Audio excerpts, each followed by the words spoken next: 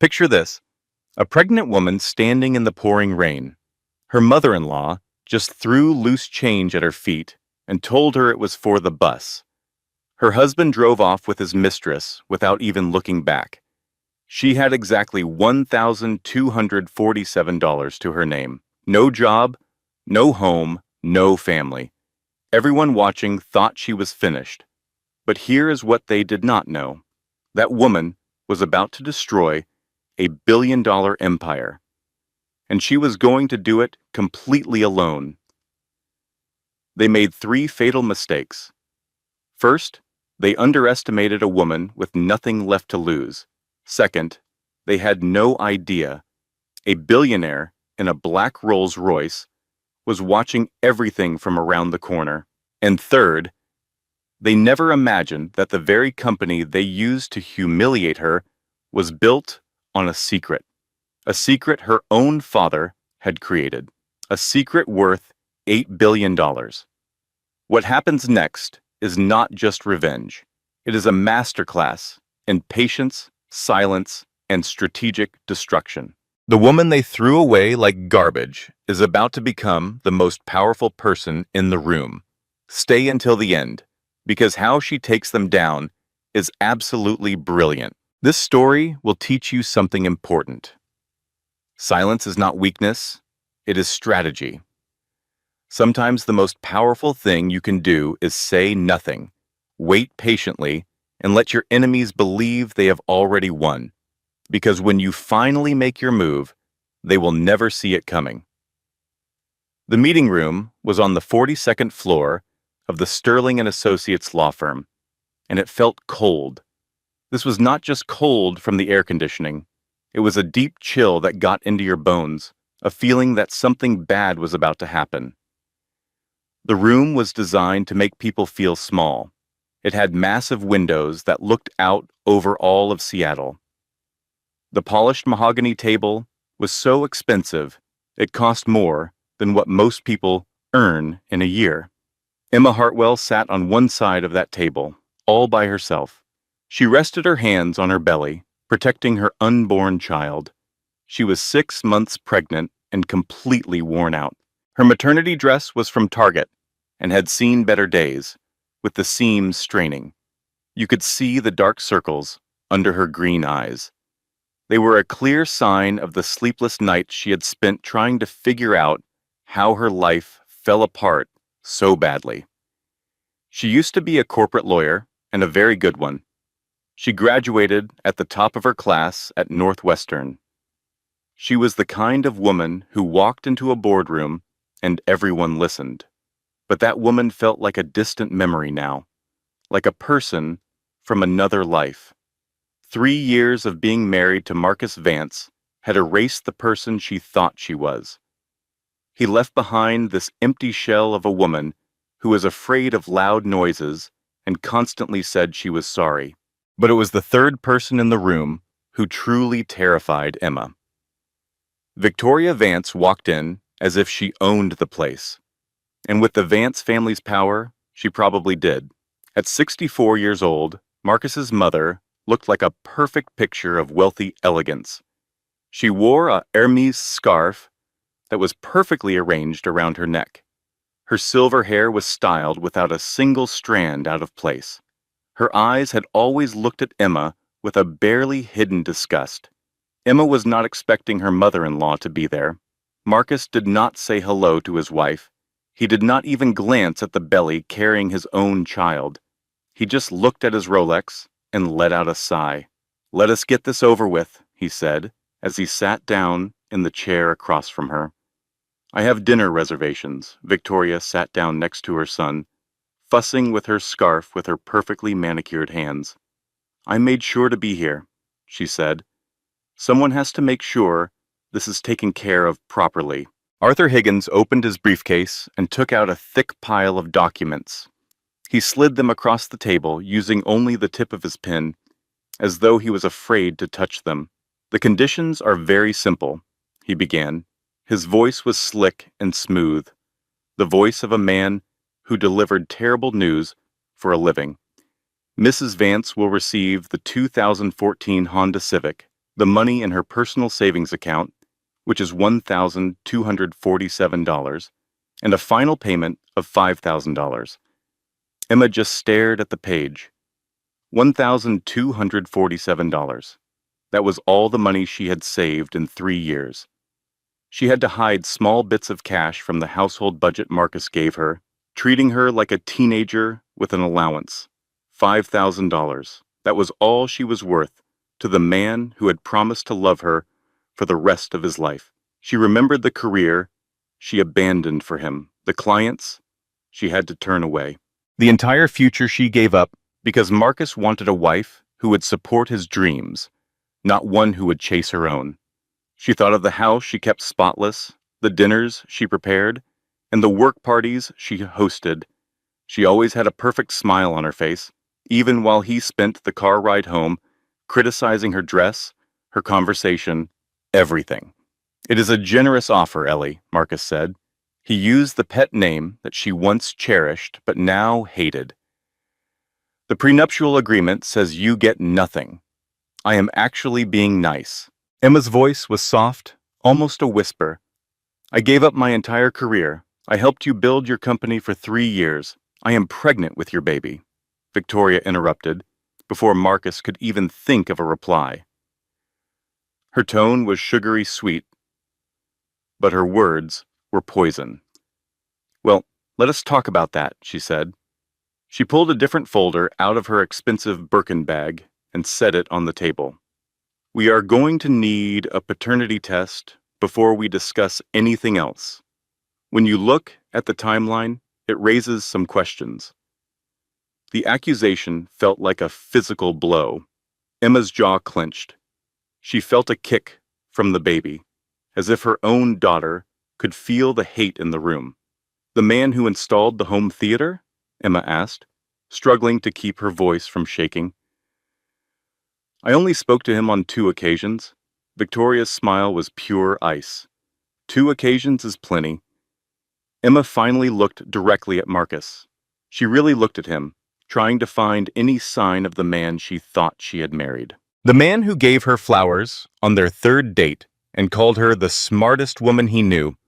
The man who proposed to her in Central Park and swore he would love her forever. He refused to look at her. "Just sign the papers, Ellie," Marcus said, suddenly fascinated by his own fingernails. "Take the settlement. Go start a new life. You could probably move back to Iowa." "Does your aunt still live there?" Victoria chimed in. "I am sure $5,000 stretches much further in a small town." The baby kicked again, much harder this time. Arthur Higgins coughed, clearly getting impatient. "Mrs. Vance, we are on a schedule here." Emma looked down at the documents on the table. The only sounds in the room were the quiet hum of the building's climate control and the faint noise of the city far below. She knew she could fight this. She could take them to court and demand a fair settlement. She could make them pay for every single insult. After all, she was a lawyer. She knew exactly what her rights were. But she also knew the Vance family. She knew about their immense wealth, their powerful friends, and their absolute ruthlessness. She had seen Marcus completely destroy a business rival with a nasty lawsuit until the man had nothing left, not even his family. She had watched Victoria smile at a charity event while quietly giving orders to have a difficult board member fired. If she went to war with them, they would not just beat her, they would enjoy it. Emma reached for the cheap pen they had left for her. She ignored the fancy fountain pen that Arthur Higgins had placed beside it. Her hand was perfectly steady. Her eyes were completely dry. She signed her name. Emma Hartwell. Not Emma Vance. She had never legally taken his last name, had she? That tiny act of defiance now seemed like the best choice she had ever made. She pushed her chair back and stood up. "Is that all?" Marcus asked. There was a hint of surprise in his voice, maybe even a little disappointment. "No big dramatic speech? No tears?" Emma walked toward the door and did not say a word. "She has finally learned her place," Victoria whispered to her son, her voice full of smug satisfaction. Emma stopped right at the door. Her hand was on the handle. She turned her head just a little so they could only see the side of her face. And then they saw it. She smiled. It was not a smile of sadness. It was not bitter. And it was definitely not a smile of defeat. It was the smile of a person who held a winning lottery ticket. It was the smile of a woman standing at the edge of a great canyon, about to take a leap of faith that would change the world. Then, she opened the door and left. In the room she left behind, the silence was heavy. "What was that all about?" Marcus asked. He sounded nervous for the first time. Victoria frowned for a moment, then waved her hand as if to brush it all away. "It was nothing. She is a nobody. Now, let us talk about the party to celebrate the initial public offering."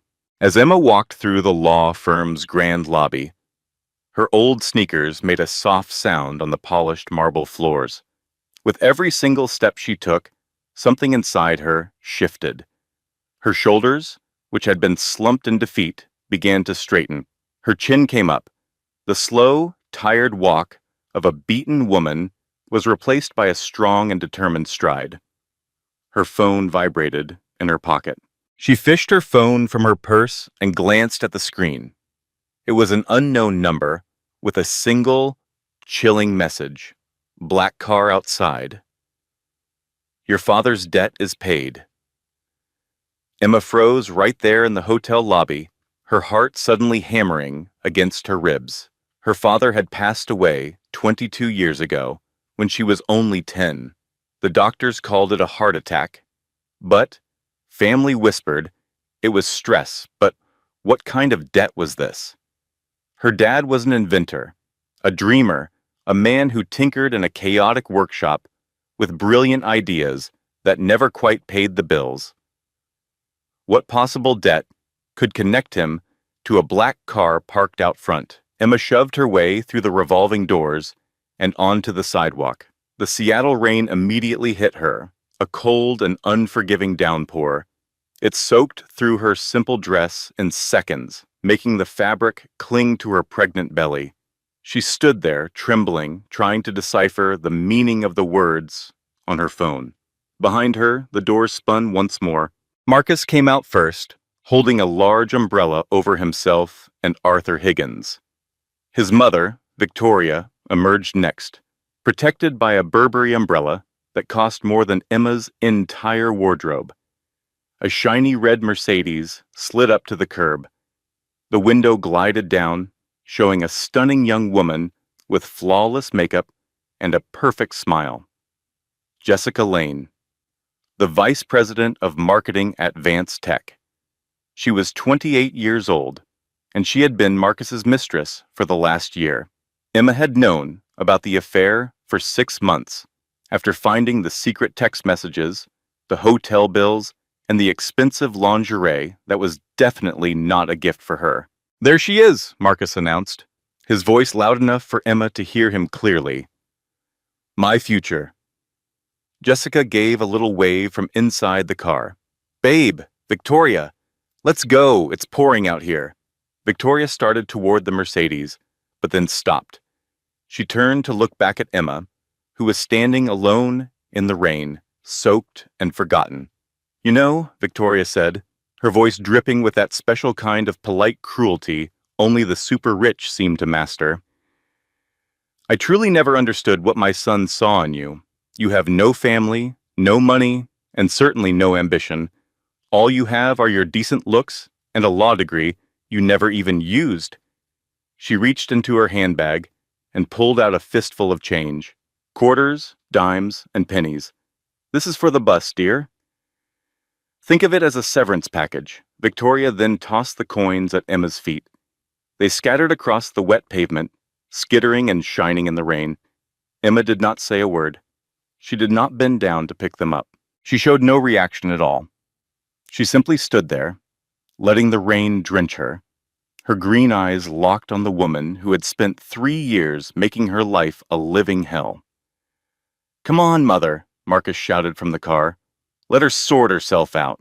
The Mercedes sped off, its red taillights vanishing into the gloomy Seattle afternoon. Emma was left alone on the sidewalk. The coins on the ground seemed to glitter like tiny silver accusations. She was soaked through, 6 months pregnant, and had only $1,247 left in the world, with absolutely nowhere to turn. This was the lowest point of her life. That is when she heard it, a deep, humming sound. It was not the sound of regular traffic. It was something smoother, more powerful. A car came around the corner. It was not just any car. It was a Rolls-Royce Phantom, in a midnight blue so dark it looked black. Its chrome grille gleamed even in the miserable weather. The car moved through the street like a shark gliding through the ocean.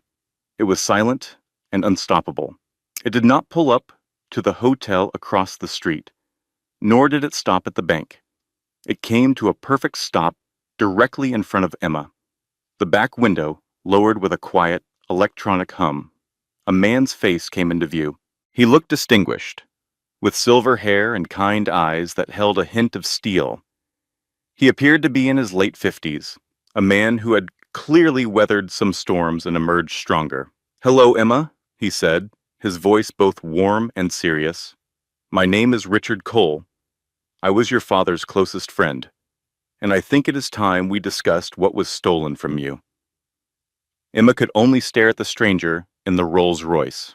Rain dripped from her hair, streamed down her face, and soaked her ruined dress. She was shaking uncontrollably now, but she could not tell if it was from the cold or from the shock.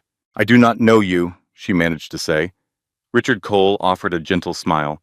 "No, but I have known you your entire life. I made a promise to your father that I would always watch over you. I have kept that promise, even when you have made it very difficult." He reached inside his jacket, pulled out a photograph, and held it out the open window. Emma hesitated for a moment before stepping forward to take it, using her hand to shield it from the rain. The photo was old and a little faded. It showed two young men in their early 20s, their arms slung over each other's shoulders, smiling at the camera with the boundless confidence of youth. One of them was without a doubt her father, James Hartwell. He was younger than she had ever seen him, but his kind eyes and the slight curve of his smile were unmistakable. She would know him anywhere.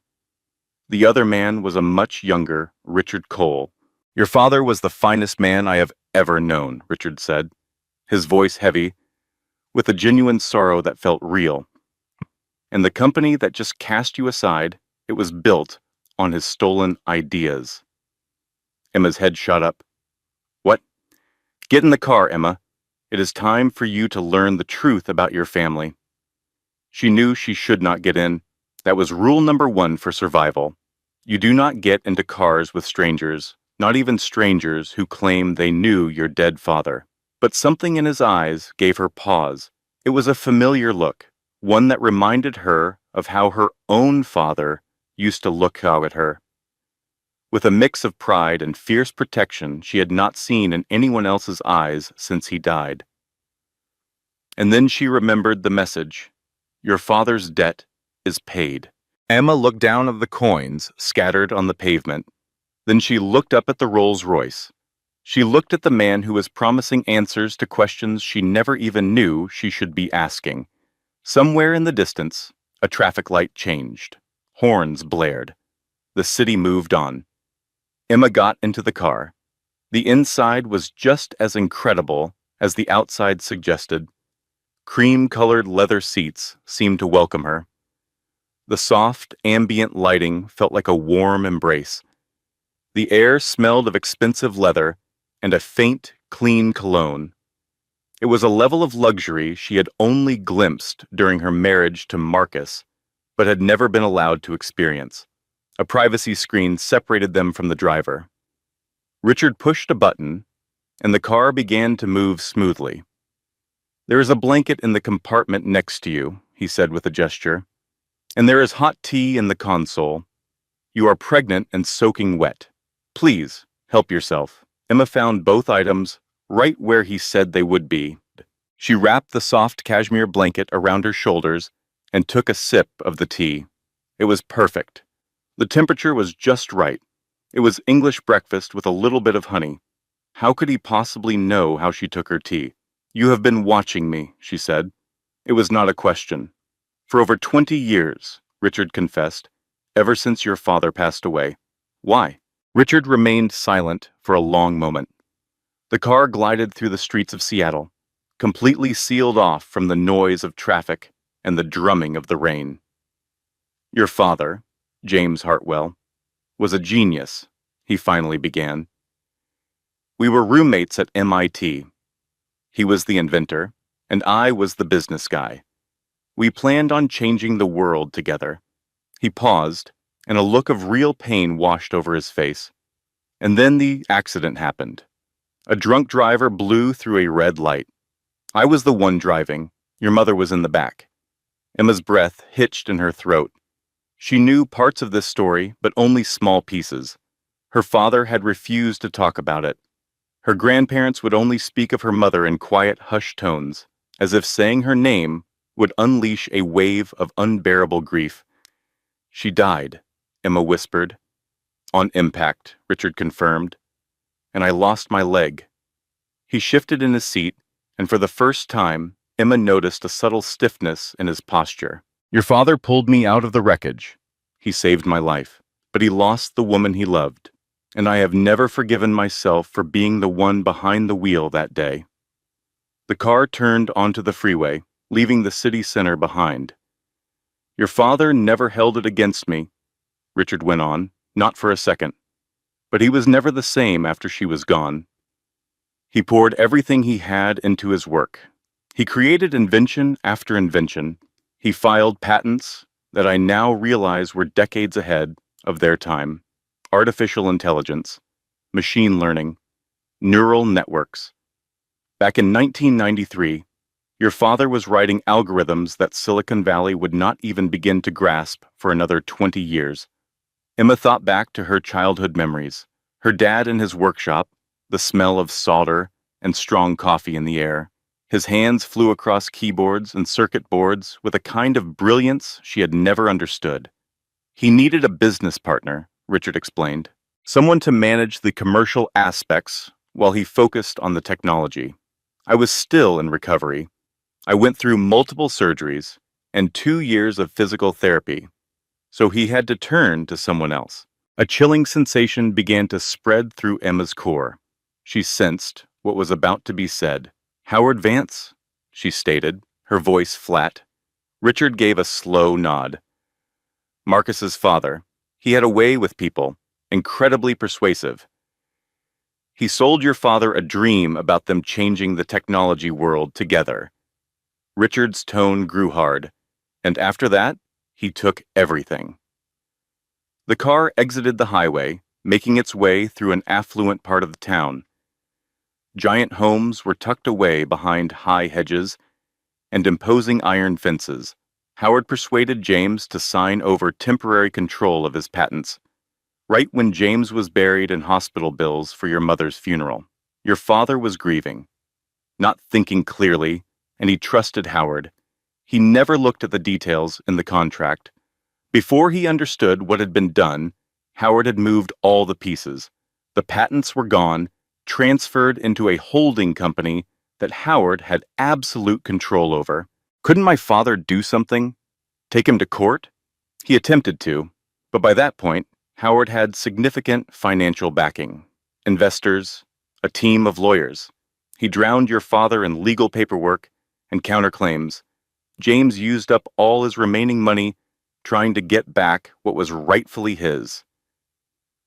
Richard's voice became a near whisper. The pressure of it all ended his life. A heart attack, according to the doctors. But I know what really happened. Howard Vance killed your father just as surely as if he had aimed a gun and fired. Emma felt the sting of tears in her eyes. It was not just for the father she missed, but for the man she never really knew. She had always wondered why her upbringing was so modest and why they were so careful with every dollar when her father was such a genius. She had just thought he was a dreamer who couldn't turn his great ideas into money. The reality was 100 times worse. "And what about you?" she asked. "Why couldn't you help him?" The look of pain that flashed across Richard's features was deep and real. I was still recovering from my own ordeal. By the time I was back on my feet, James was gone, and Howard had hidden the paper trail so well that I had no way to prove a thing. I brought in private investigators, attorneys, forensic accountants. For 20 years, I've been building this case. The car glided to a halt before a set of huge iron gates. Richard touched a button, and they opened without a sound. "Until this moment," he went on, "I finally have what we need. Every single document, every single transaction.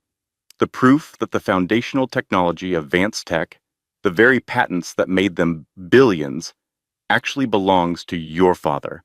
And that means it all belongs to you." The car proceeded up a long, winding driveway flanked by ancient, towering trees. At the driveway's end stood a mansion that was grand yet inviting. It was nothing like the cold, modern design of the Vance estate. This was older, cozier. It felt like a home, not a trophy. "Vance Tech is preparing to go public," Richard explained, as they stopped at the main entrance. "Their initial public offering will set their value at $8 billion. But if the ownership of those patents is challenged, if the truth comes out that their entire corporation is founded on theft, the whole thing will come crashing down." A butler appeared holding an umbrella and opened Emma's door. She remained seated for a moment. "Why didn't you tell me about this before?" she questioned. Richard offered a sad smile. "I made an attempt. When you finished law school, I offered to get your career started. You turned me down." Emma's thoughts reeled back in time. The anonymous scholarship that came through when she was desperate. The job interview at Mitchell and Associates that felt like a dream. The apartment she had supposedly won in a raffle she never entered. "That was you," she said, her voice barely audible. "All of those things. I wanted to be there for you. But you were so insistent on making it on your own. I had to respect that. I respected you." His tone became sharp again. "But Emma, you married into the very family that ruined yours. And now they have discarded you like you are nothing. You have been on your own for long enough." He placed a thick folder in her hands. It was heavy. It felt important. "Everything you will need is right in here. Money, lawyers, connections. But Emma." He leaned closer, his gaze sharp and serious. "I am not going to do this for you. I can provide the weapons, but you are the one who has to pull the trigger." Emma stared down at the folder on her lap, at the proof of her father's stolen legacy, at the evidence that Marcus's entire fortune was built upon the ruin of her family. She remembered being in the conference room, the coins scattered on the floor around her, Victoria's triumphant, nasty smile, Marcus's absolute indifference to the baby that was growing inside her baby, a Vance by bloodline, but a Hartwell by birthright. She placed a hand on her stomach. She felt the slight movement inside. "I want them to lose every single thing," she said, her voice low but steady. "They will. And I want Victoria to be fully aware that it was me who did it, not you. Me. She will be." Emma looked up at him. Her eyes were no longer teary. They were clear, resolute. "Then let us get started." Once inside the mansion, she was introduced to Walter Briggs, the head of Richard's security team. He was a retired Federal Bureau of Investigation agent with silver hair and the calm demeanor of a man who had witnessed everything and was afraid of nothing. He escorted her to a private suite, which was fully equipped with clothes that were her size and every item a pregnant woman could possibly require. She took a shower. She changed into soft, comfortable clothing that actually fit for the first time in months. She ate a wonderful meal made by Richard's personal chef. She slept for 12 straight hours in a bed that felt like she was floating on a cloud. The following morning, she took a seat in Richard's home office and started to read. The folder held it all. Patent applications from 1991. Corporate transfer agreements bearing forged signatures. Banking statements that detailed payments to lawyers who had helped conceal the truth. Email chains between Howard Vance and his legal team, planning how to deal with the Hartwell situation. It was all laid out, 20 years of evidence that had been meticulously gathered. And at the very bottom of the folder, there was a letter written by hand. My dearest Emma, if you are reading this, it means my good friend Richard finally figured out a way to let you know the truth. I am so sorry that I could not put up a better fight. I am sorry that I had to leave you when you were so young. But I want you to know this. Everything I ever made, I made with you in mind. My patents, my life's work, my dreams, all of it was supposed to be your inheritance. No matter what the world has told you about failure or success, you must know that your father was a brilliant man, and what he had was stolen from him. You are not the daughter of a dreamer who failed. You are the rightful heir to an empire. Now go and take what is yours. All my love, Dad. Emma read the letter 3 separate times. Then she held it tightly against her chest and finally allowed herself to cry. When she had no more tears to shed, she wiped her eyes, pulled her shoulders back, and looked directly at Richard. Tell me everything that I need to do, she said. I am going to tear them down. 2 weeks after the divorce was finalized, Emma Hartwell was like a completely different woman. She had gotten her hair cut. It was not a huge change, just enough to show that something was different. The deep exhaustion was still noticeable in the dark circles under her eyes, but it had changed into something else. It was now pure determination, laser focus. The brilliant mind of a woman who had graduated at the top of her class from Northwestern Law was finally coming out of a 3-year slumber. She was living in a brownstone on Capitol Hill, one of the many properties Richard had in Seattle. It was not a palace. It was not over-the-top luxury. It was simply a comfortable and private place where she could focus on her work. And she worked constantly. Emma was at a large desk covered in legal notebooks, case documents, and a laptop with countless research tabs open. Her former professor, Margaret Porter, sat on the other side of the desk, looking over Emma's most recent draft. Maggie was 60 years old, incredibly sharp, and one of the few people Emma had kept in touch with after she quit her job. Maggie had been her guide at Northwestern and had spent the last week helping her sharpen her rusty legal abilities. This is strong, Maggie commented, as she leafed through the patent challenge documents. Very strong. Your breakdown of the problems with the chain of title is perfect. It has to be, Emma said, as she rubbed the small of her back. She was 7 months pregnant now, and her body was definitely letting her know. Victoria Vance can afford the best lawyers in the entire country. If there is any small weakness, any little hole, they will find it and use it. You do know you could pay people for this. Maggie peered at her over the top of her reading glasses. Richard Cole has practically endless funds. You could have a whole team of junior lawyers doing this tedious work. Emma just shook her head. I have to understand every single detail of this myself. If I am going to be the one standing in a courtroom to argue this case, I can't rely on someone else's homework. Maggie let out a smile. Now that is the Emma Hartwell I recall. Stubborn as they come. Thorough, Emma gently corrected her. There is a difference. She got up to stretch her legs, walking over to the window that looked out onto the quiet street. More rain. It was always raining in Seattle. But it did not bother her just anymore. The gloomy sky seemed to fit her mood, and she found something refreshing about the constant drizzle, as if it were washing everything away. I have been thinking about our approach, Emma said. If I just file a lawsuit directly, Victoria will find out right away. She will assemble her team. They will flood me with legal motions before I can even begin the discovery process. So what is the other option? I start with the patent office. I file a quiet inquiry. I ask for an official review of the original Hartwell patents and the paperwork for their transfer. Emma turned around to look at Maggie. This action automatically freezes any corporate deals related to those patents. Maggie's eyes grew wide as she grasped the implication. The initial public offering. Exactly.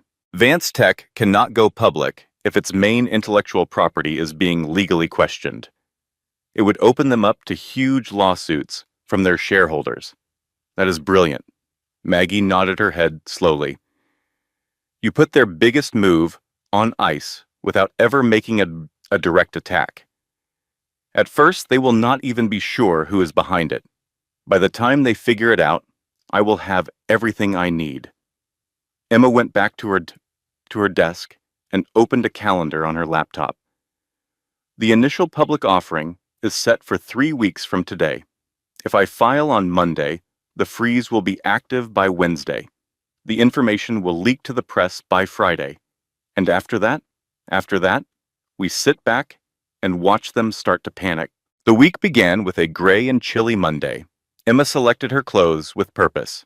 She chose a professional outfit that fit around her pregnancy, but still conveyed her capability. It had been more than 3 years since she last wore a suit, and she was struck by how right it felt. It was like rediscovering a suit of armor she never knew she still had. Walter Briggs drove her to the downtown Federal Building.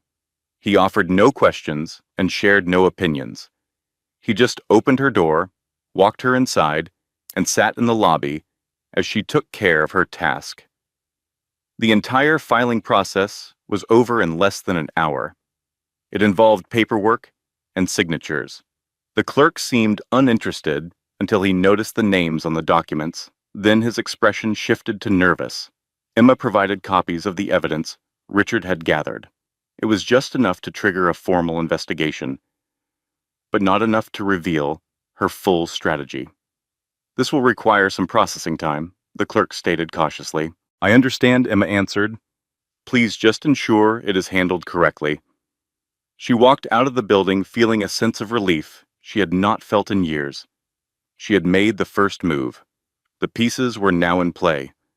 All she could do was wait. On Wednesday morning, the buzzing of her phone woke Emma up. It was a text from Richard. It said to turn on the financial news. She found the remote and powered on the television in her modest living room. The morning business report was already displaying breaking news alerts. The Vance Tech initial public offering has hit an unforeseen obstacle, the news anchor announced. Our sources have indicated a patent claim has set off an automatic review. This freezes the company's progress with its scheduled public offering. This development has shocked financial analysts. It comes only weeks before the company was expected to launch one of the biggest tech one initial public offerings in the history of Seattle. Emma lowered herself slowly onto the couch, resting a hand on her stomach. The baby kicked. The movement was strong and clear. It felt like a little celebration. We did it, my love, Emma whispered. We have begun. Her phone began to ring. It was Richard. Are you seeing this? He asked. I am watching now. How are you feeling? Emma thought about his question. On the television screen, market experts were guessing wildly about the source of the complaint. They suggested competitors. They mentioned foreign powers. They even brought up industrial spying. Not one of them suggested the daughter of James Hartwell. I feel, Emma said after a moment, like I am finally able to fight for myself. This is only the start. They will eventually realize it is you. I know that, but I will be prepared by then. Utter chaos had taken over the headquarters of Vance Tech. Marcus was standing in his corner office, watching the financial news. His jaw was clenched so hard it seemed it might break. Arthur Higgins was on the speakerphone, and his slick voice filled the space. We have no idea who filed it, Arthur explained. The official complaint is sealed. It really could have been anyone. I do not care who it is, Marcus shouted back. I only care about fixing this. The initial public offering represents my entire future. My investors are already on the phone. The board has a meeting in 2 hours. These things require patience, Marcus. The review process at the patent office. I do not have patience. The office door swung open. Victoria Vance walked in, looking perfect as usual, in a cream suit that likely cost more than a typical family's home. But Marcus saw something in her eyes he rarely saw. It was fear. Leave us alone, Victoria told her son. Mother, this is my company. I said to leave us. I must speak with Arthur in private. Marcus held his mother's gaze for a long second. With his jaw still tight, he finally turned and left the room. Victoria shut the door after he was gone. She lifted the receiver, taking Arthur off the speaker function. Arthur, pay very close attention to me. I want you to find the person who filed that complaint. You will use every single resource available to us. Victoria, patent filings are kept confidential.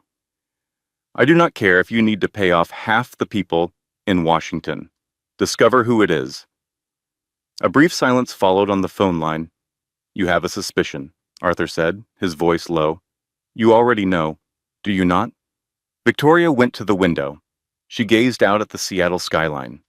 She watched the gray clouds move in from the sound. I believe, she said in a low voice, that our past is returning to cause us trouble. What past? Victoria, what information are you keeping from me? Victoria remained quiet for a considerable time. At last, she let out a sigh. Howard made specific choices. It was 30 years ago. They were choices I have dedicated my entire life to keeping secret. What sort of choices? The kind that are used to build empires, and also the kind that make you enemies. Who would hold a grudge for 30 years? Victoria remembered the Rolls-Royce she had noticed from the back of Marcus's vehicle. She remembered the license plate that displayed the Cole family emblem. She remembered seeing a pregnant woman get into the back seat. Find out if Richard Cole has been in touch with Emma Hartwell, Victoria instructed at last. Emma? Your daughter-in-law? I assumed she was unimportant. Victoria's laugh was full of bitterness. She is the daughter of James Hartwell. There was only silence from the other end. Oh, Arthur said, breathing out. Oh, that is very bad. Yes, it is. And that is the reason I need you to learn everything you can. Do it immediately. And what if it is her? What if Emma is the one causing this? Victoria's own image looked back at her from the window glass. She looked old. She looked tired. But she was not defeated. Not yet. Then we will ruin her, Victoria declared. No matter what it takes. Emma used the rest of that week to get ready. She consulted with Maggie daily to perfect her legal plan. She went through every paper in Richard's files, committing to memory small details that could prove vital down the road. She ate well, she slept whenever her busy mind permitted, and she worked to control the constant stress just below the surface. On Friday night, she was studying legal precedents when her phone buzzed. It was a text message from a number she did not recognize. It could not be Richard. She already had his number saved. Emma read the message. I know you did this. It is not finished, V. Emma looked at her phone's screen. Her heart began to race, but she made herself take slow, deep breaths. Victoria had found out. She had won the opening skirmish, but the true war was about to start. She considered writing back. She thought of different replies, a denial, a defiant message, a witty retort designed to put Victoria on the defensive. But instead, she set the phone down. She did not reply at all. She would let Victoria wonder. She would let Victoria be afraid of the silence. She would let her have sleepless nights trying to guess what Emma's next action might be. That evening, Emma had a dream about her father. He was in his workshop with all the tools and documents of his profession around him. He looked toward her and smiled. "I am so proud of you," he said. "I am afraid," she confessed. "That is all right. Being brave does not mean you are not afraid. It means you act even when you are. What if I fail? What if they ruin me the way they ruined you?" Her father got up and walked over to her. He put his hand on her shoulder. The touch felt warm and real. "You are not by yourself this time," he told her. "And you are not weak. You are a Hartwell. We always get back up." Emma awoke with tear stains on her pillow, but a new resolve in her heart. She had achieved the first victory, yet she understood, with complete clarity, that the most difficult part was still ahead. Victoria Vance had not lasted for 64 years in the world of corporate conflict by being passive. Within 48 hours of learning Emma was the source of the patent claim, she had activated every tool she possessed. She hired private detectives. She contacted people in the media. She called on political favors built over decades of large donations and calculated friendships. If Emma was looking for a war, Victoria was prepared to provide one. The opening attack happened on a Tuesday morning. Emma was having breakfast when Maggie called. Her voice was strained with worry. "Turn to Channel 5. Right now." Emma reached for the remote. The morning news was featuring a special report. Her stomach sank when she read the headline on the screen. "A bitter ex-wife's plot for revenge. Emma Vance is working with a rival billionaire to destroy her husband's company." A newscaster with flawless hair and a serious look was talking straight to the audience. "We have new information in the Vance Tech patent controversy that has shaken the Seattle business world. Sources inside the company claim the anonymous filing was made by Emma Vance, the recently divorced wife of Chief Executive Officer Marcus Vance. Even more surprising, these sources claim that Ms. Vance has been collaborating with billionaire Richard Cole, which creates questions about their personal relationship. The broadcast showed a blurry photograph. It was of Emma and Richard going into his large house. The camera angle made them look close. It looked like a scandal. Neither Ms. Vance nor Mr. Cole could be reached for a statement. But the message is obvious. This seems to be a personal attack, not a valid legal action. Emma's phone began to vibrate constantly with new alerts. She looked at social media and instantly regretted it. The hashtag #GoldDiggerEmma was trending. Messages came in from people she did not know and would never know. "She is just mad she was caught in an affair. This is what all bitter ex-wives do. That baby is probably not even his." To think someone could be so vindictive, they would try to ruin their ex-husband's entire company. The so-called gold digger, unsatisfied with her divorce settlement, was now coming for blood. Emma let the phone drop from her hand, which was trembling uncontrollably. When Maggie came over an hour later, she discovered Emma frozen in the same chair, her gaze fixed on a blank wall. "Emma, please say something.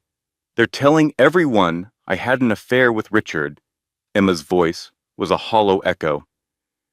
"They are once again questioning who the father of my baby is. This is a character assassination, a classic smear job. When you cannot debate the facts, you attack the person. And it is working," Emma said, motioning toward her phone, which had been buzzing nonstop. "The entire world believes their lies. Hashtag #GoldDiggerEmma. That is the person they think I am." Maggie took a seat facing her, her posture radiating urgency. "Emma, you have to fight back. Release a statement. You must shape the story before it solidifies. If I do that, I give their accusations legitimacy. I will just look guilty. But if you stay silent, you are letting them win without a fight." Not long after, Richard called. Emma watched the phone light up for 3 full rings before she finally picked up. "I can make this whole thing disappear," Richard said, wasting no time on pleasantries. "One phone call to the right people, and this story vanishes from existence." Emma squeezed her eyes shut. Accepting his offer would be so simple, to just let Richard's influence and wealth erase the problem, to let another person fight her battles for her. "No," she said with finality. "This is my battle to fight. I will take care of it myself. Emma, think about your reputation. It is already in tatters. Allowing you to fix this for me would just prove their point. They are already claiming that I am using you to ruin Marcus. If you make this story go away, it will look exactly like that is what I am doing." There was a long silence on the line.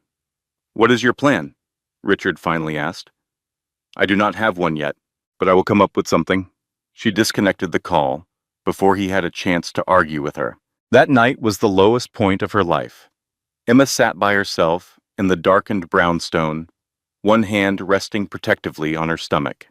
The baby was still, almost as if it could feel its mother's anguish. Outside, the rain had ceased, and the resulting silence felt heavy and suffocating. And then Emma wept. She had not shed a tear when Marcus handed her divorce papers. She had remained composed when Victoria threw a handful of coins at her feet. She had endured every single humiliation over the past 3 years with dry eyes. But now, alone in the shadows, feeling the weight of the world's scorn, she shattered. The tears flowed uncontrollably. Tears for her father, who had died a broken man, his life's work stolen from him. Tears for her mother, who was gone before Emma could even form lasting memories of her. Tears for the woman she used to be, a brilliant attorney who sacrificed her career for a man who was never worthy of her love. And tears for the child growing inside her, a baby who might be born into a world where its mother was known only as a conniving fraud. Then the baby kicked, a hard, insistent push. Emma gasped, her hand pressing back against the sudden movement. She felt the press of tiny limbs against her palm, a powerful reminder that she was not fighting alone. "I know, my love," Emma whispered. "I know. We are not going to surrender." She dried her tears with the back of her hand. She took a slow, deliberate breath, and then another. The feeling of hopelessness was still present, but something else was beginning to grow alongside it. It was something tougher, more resolute. Her enemies wanted her to be quiet. They wanted her to fade away in shame and allow them to write her story. But Emma Hartwell was finished with the kind of silence they demanded. From now on, her silence would be a strategic weapon, not an admission of defeat. She pulled her laptop toward her and started to type. The following morning, Emma made a call to Karen Wells. Karen was a 45-year-old investigative journalist for the Seattle Tribune, a seasoned veteran of her trade. She had built her entire career on dismantling corrupt corporations and exposing powerful individuals who believed they were above the law. She was sharp, cynical, and famously immune to manipulation. She was precisely the ally Emma needed. They agreed to meet at a coffee shop in Ballard, well away from the downtown core. Karen showed up in jeans and a leather jacket, her graying hair tied back in a business-like ponytail. Her eyes took in Emma's pregnant form, then met her gaze as she sat down without any preamble. "I read the stories," Karen stated. "It has been a difficult week for you." "I have a real story for you," Emma said. "And it is not about me. It is about Vance Tech. It is about stolen intellectual property. It is about a family that constructed an entire empire on a foundation of lies and theft." Karen's eyes narrowed slightly. "I have heard the rumors circulating about you, Mrs. Vance." "It is Hartwell," Emma corrected her firmly. "Emma Hartwell. And every single thing you have heard is part of a calculated lie meant to destroy my credibility. This is the truth. Emma pushed Richard's folder across the wooden table. Karen eyed it for a second before she opened it and began to read. Over the next 2 hours, Emma meticulously explained every detail. She showed her the original patents. She pointed out the falsified transfer agreements. She laid out a timeline that proved Vance-Tech's foundational technology was stolen from a dying inventor. Karen's questions were sharp and relentless. She probed for weaknesses and challenged any inconsistencies. She pressed Emma on every single assertion. Emma answered everything with unshakable calm and the precision of a lawyer who had prepared her case flawlessly. When Karen finally lifted her head from the papers, her entire demeanor had shifted. The doubt was still visible, but now it was mingled with a spark of intense interest. "If this is legitimate," Karen said, her voice low, "this is absolutely huge." "It is legitimate," Emma confirmed, "and I will attach my name to it, my full name, my face. I want them to know it came from me." "But why? You could remain an anonymous source? Let the evidence speak for itself." Emma's mind flashed to the vicious hashtag. She thought of the comments branding her a gold digger. She pictured Victoria's smug confidence, her belief that she could crush anyone who stood in her way. "Because I have nothing to be ashamed of," Emma said, her voice steady. "My father was a brilliant man. His legacy was stolen, and I am here to reclaim what is rightfully my family's. I want Victoria Vance to be looking at my face when her world comes crashing down."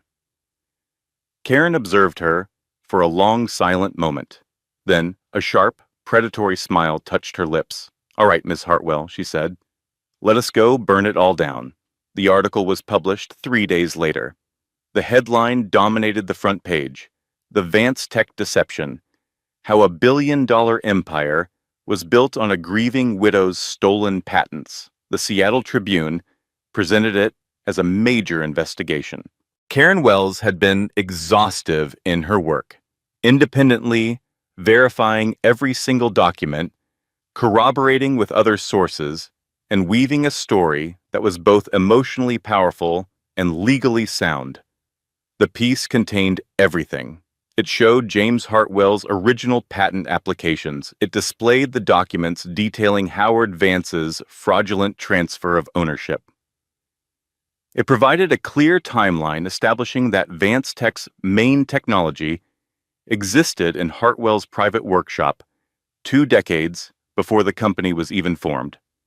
And there was Emma, her full name, a clear photograph, and her complete story. She was the daughter of a wronged inventor, finally demanding justice. The reaction was a tidal wave. In just a few hours, the hashtag Justice for Hartwell started trending everywhere.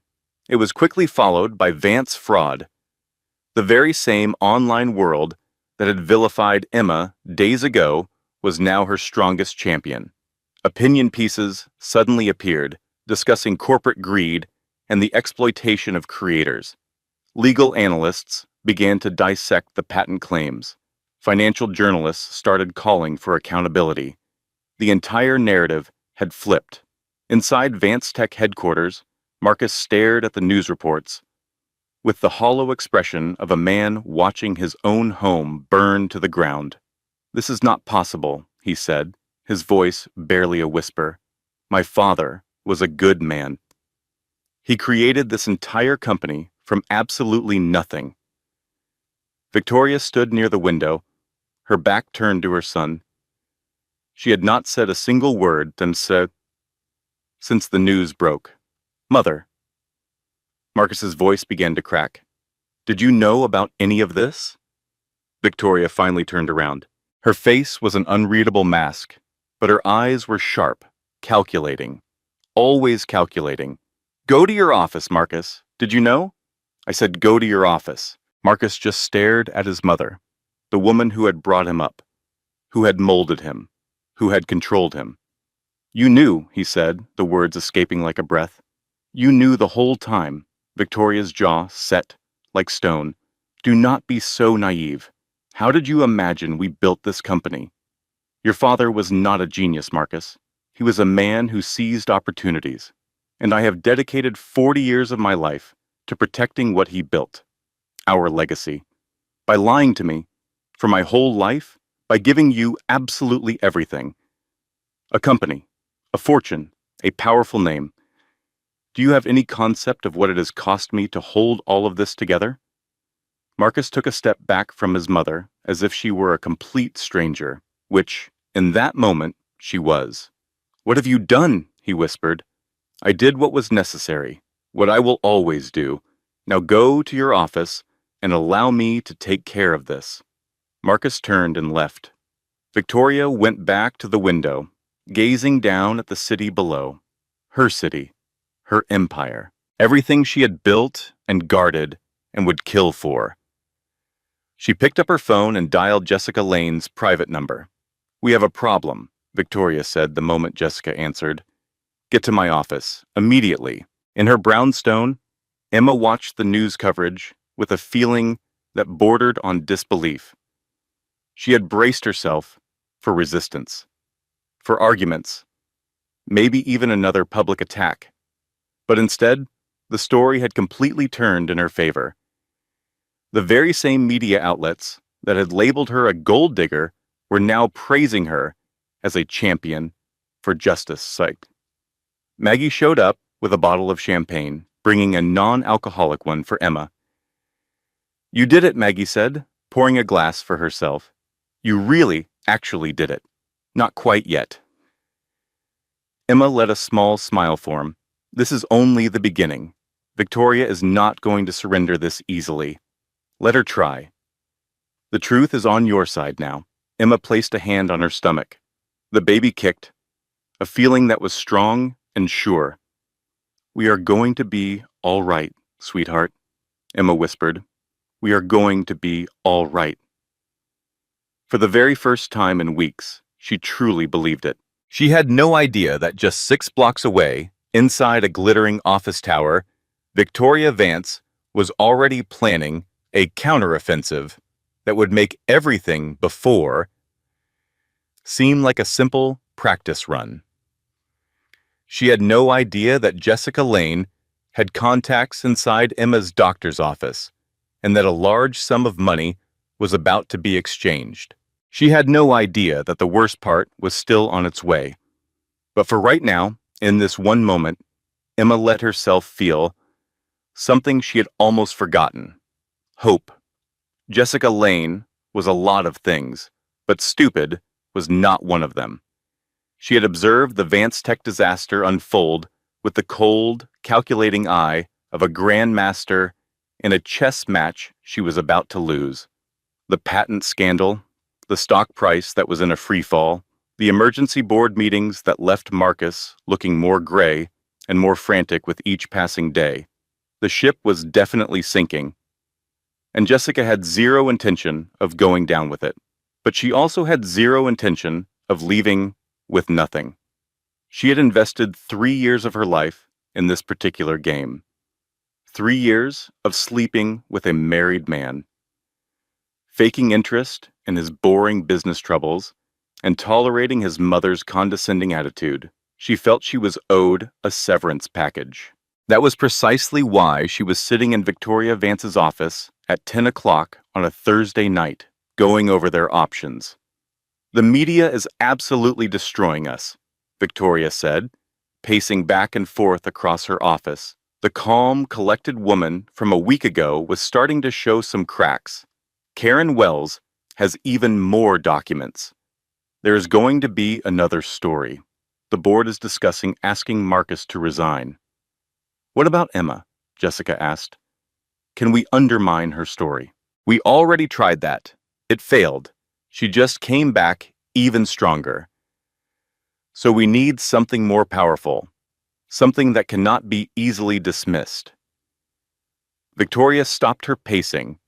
She looked directly at Jessica with an expression that was a mix of desperation and cold calculation.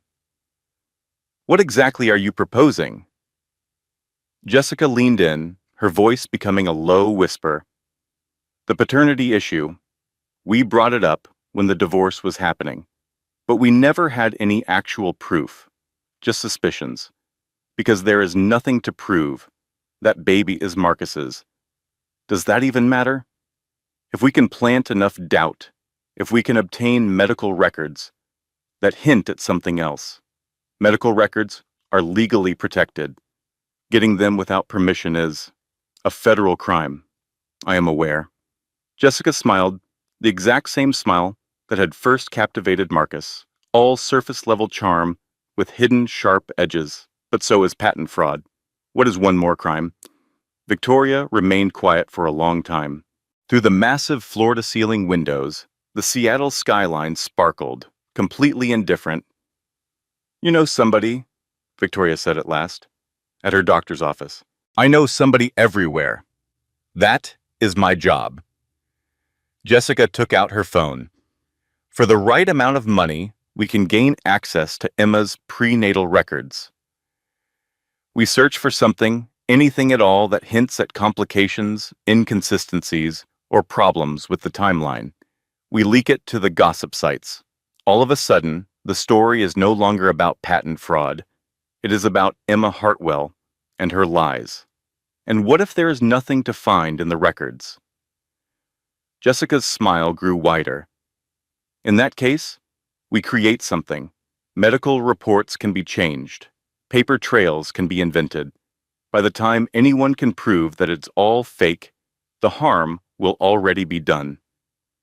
Victoria should have refused. She knew she should have. No matter what she had done, no matter what lines she had already crossed, she had never gone after a pregnant woman directly before. But feeling cornered can turn any of us into monsters. Do it, Victoria said.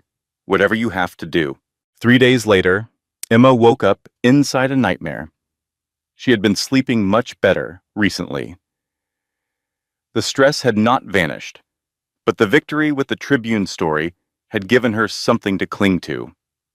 Progress. Hope. Then she looked at her phone. The headline was screaming from every single tabloid website. Sterling heiresses, big secret. Medical records suggest baby may not belong to Marcus Vance. Emma's blood ran cold. She scrolled down the article, her hands trembling. It mentioned leaked medical files that suggested Emma had received fertility treatments before she was married, treatments that supposedly involved a donor. The documents were filled with details. They were convincing, they looked official, and they were 100% fake. Emma had never undergone fertility treatments. She had never had a reason to. She became pregnant naturally, just 3 months after she and Marcus decided they wanted to start a family. The timing had been perfect. The baby's father was not in question. But none of that would mean anything to the people who read this article. She called her doctor's office right away.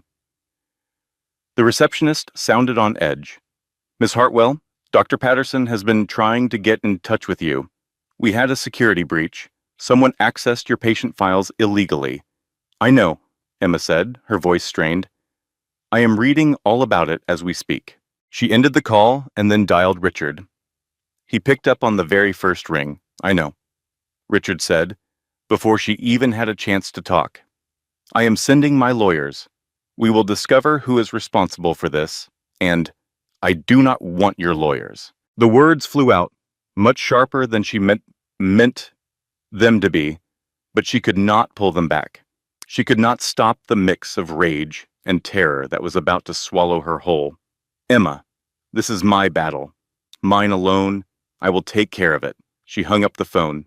She was starting to hyperventilate now.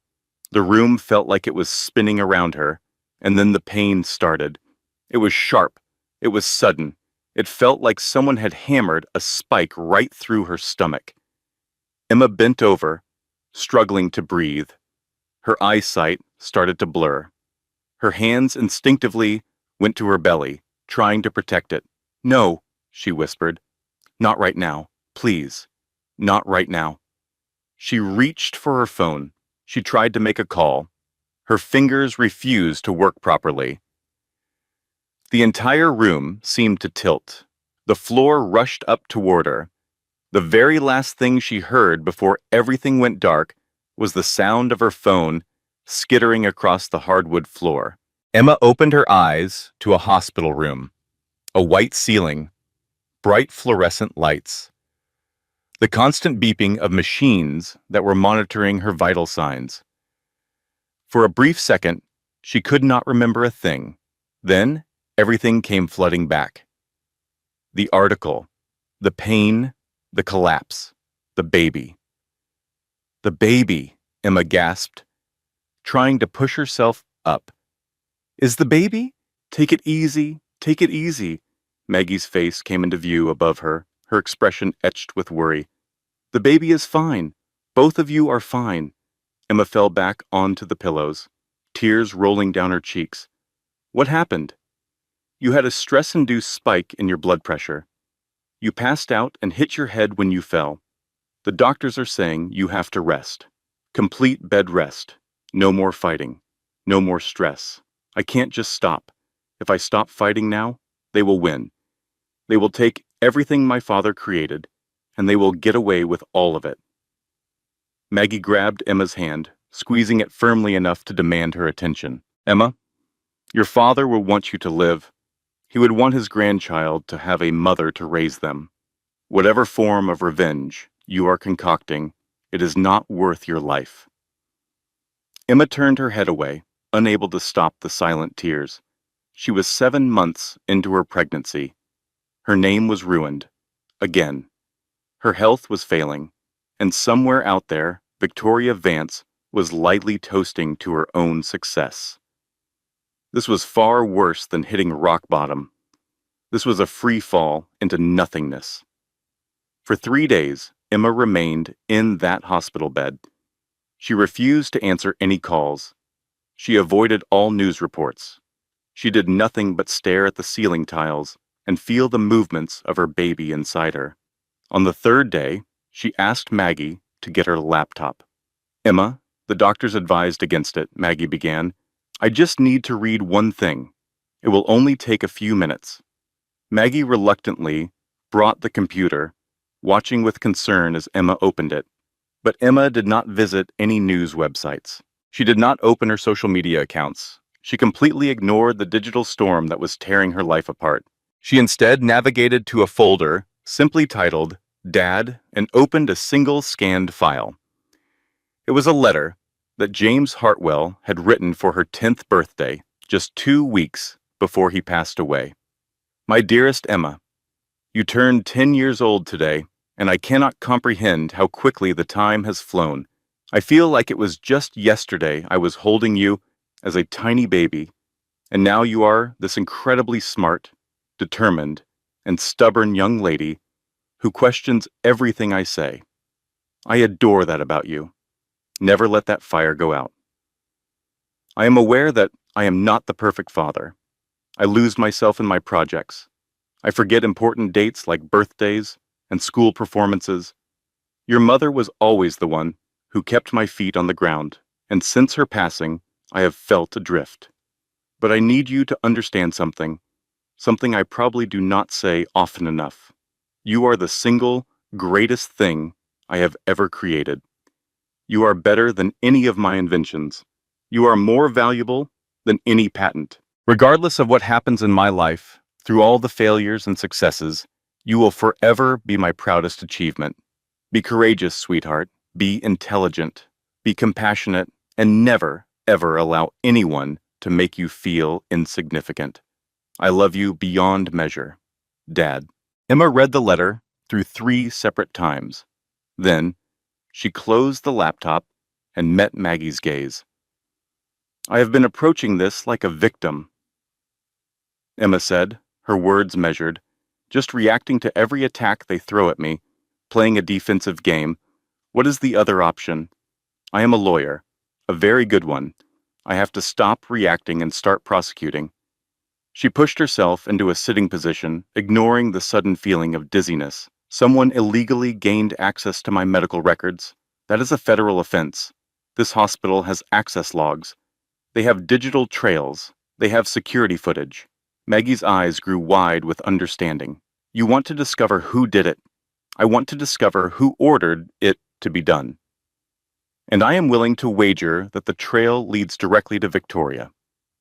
For the first time in what felt like an eternity, Emma felt something other than pure despair. She felt like an attorney again. Emma Hartwell had always excelled at digging for the truth. It was the very skill that had defined her career as a lawyer, back when the world still allowed her to practice.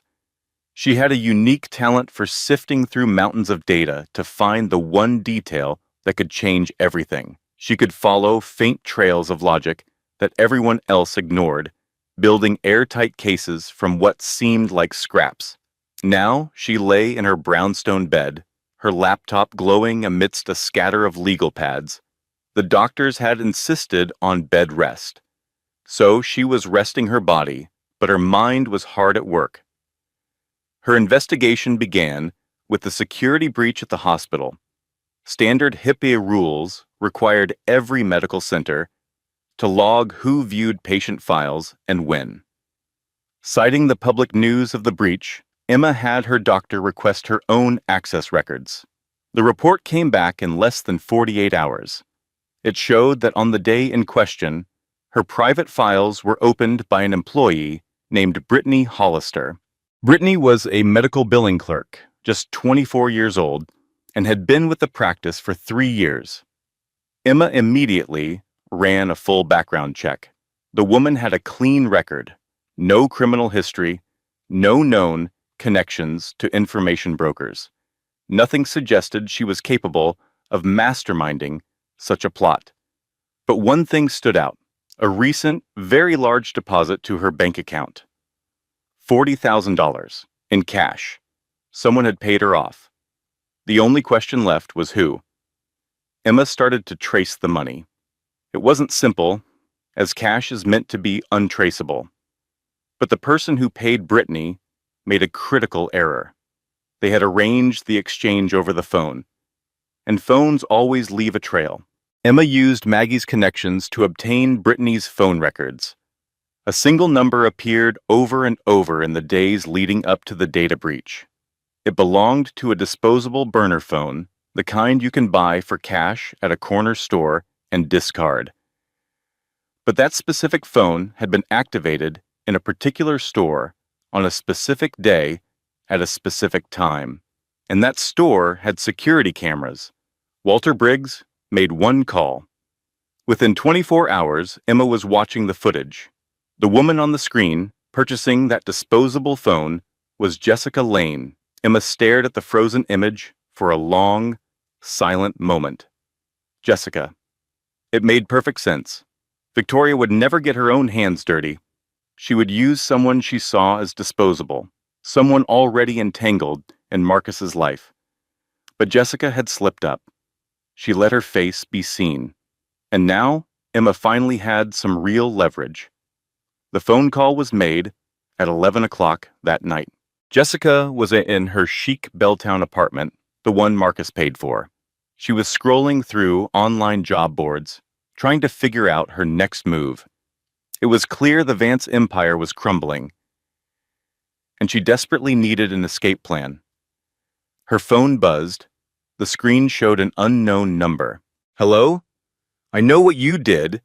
Emma's voice was perfectly calm and cold, radiating absolute control. Jessica felt her blood run cold. I have no idea what you are talking about. The hospital security video. The phone logs. Your name connected to the payment. Should I go on? There was only silence on the other end. Jessica's thoughts were a whirlwind of terrible options. She could deny it. She could try to deflect. She could just hang up and run. This is what is going to happen, Emma said, breaking the silence. You are going to turn on Victoria. You will give me everything you have. Every conversation, every instruction, every single piece of proof of their fraud. And what if I do not? Then tomorrow morning, I file federal charges against you. Theft of medical records, conspiracy, Wire fraud. You will spend the next 5 to 10 years of your life trying to explain to a cellmate why you threw your life away. Jessica squeezed her eyes shut. 5 to 10 years. In a federal prison. Her career would be over. Her entire life would be ruined. What is in it for me? You get to walk away from all of it. No charges will be filed. You just have to disappear from Seattle, and you will never hear from me again.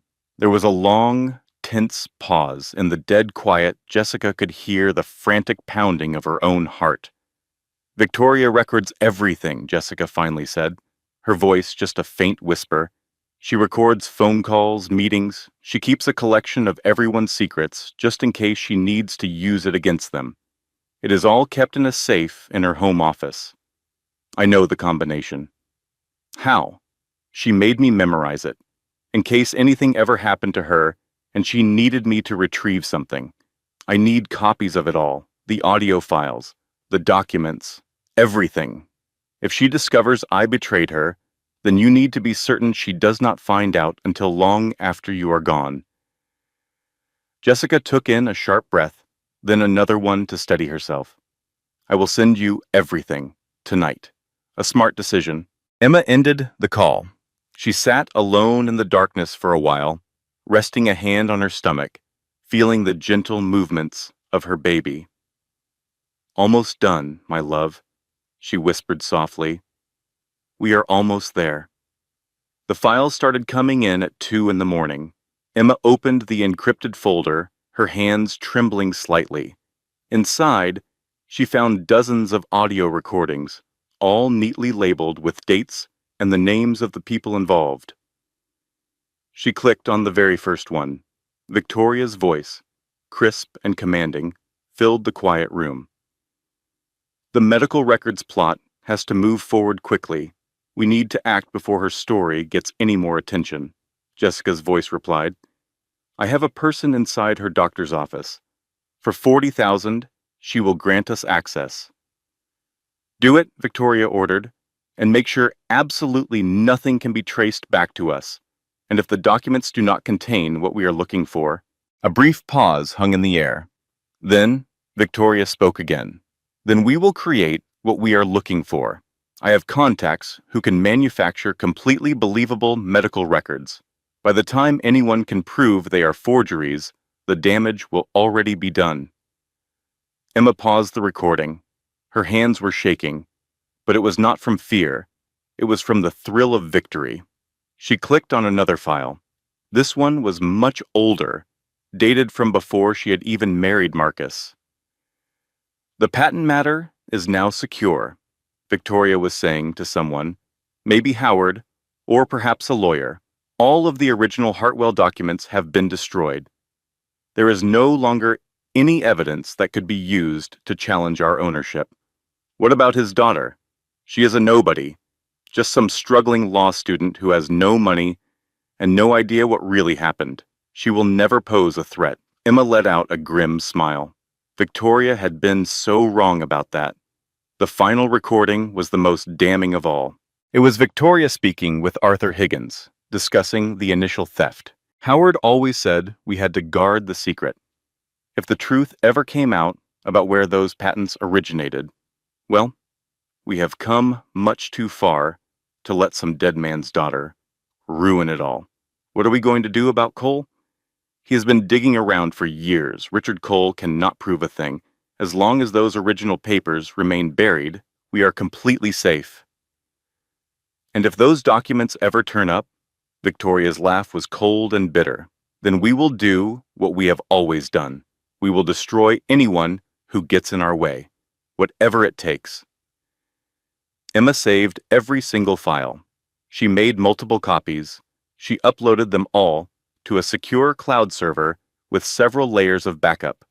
Then, she picked up the phone and called Richard. I have it all, she said. I have Victoria's own voice, admitting to the entire medical record scheme, admitting to the original theft of the patents, discussing the cover-ups, and the destruction of evidence. There was a moment of stunned silence on the line. Then she heard Richard's voice, thick with emotion. Your father would be so proud of you. I am going to see this through to the end. In court. In public. I want the entire world to hear exactly what she did. When was that? Emma did the math in her head. The patent hearing was set for 2 weeks from today. By that time, she would be 8 months along in her pregnancy. She would be huge, exhausted, and it would be perfect. She looked up and said, "The hearing. I am going to represent myself. Then I am going to play those recordings for the entire room to hear." "Are you certain you can handle that, physically?" Emma placed a hand on her stomach. Her baby kicked. A firm and definite movement. "I am a Hartwell," she answered. "We always get back up." The following 2 weeks passed in a whirlwind of activity. Emma put in 16-hour days, digging through evidence, crafting her arguments, and trying to predict every move the Vance attorneys might make. Maggie provided support wherever she could, offering advice on courtroom tactics and legal history. Richard remained in the background, making sure she had resources, but never stepping in. He knew this was Emma's battle to win. It was her time. One evening, Daniel Cole showed up at the brownstone completely out of the blue.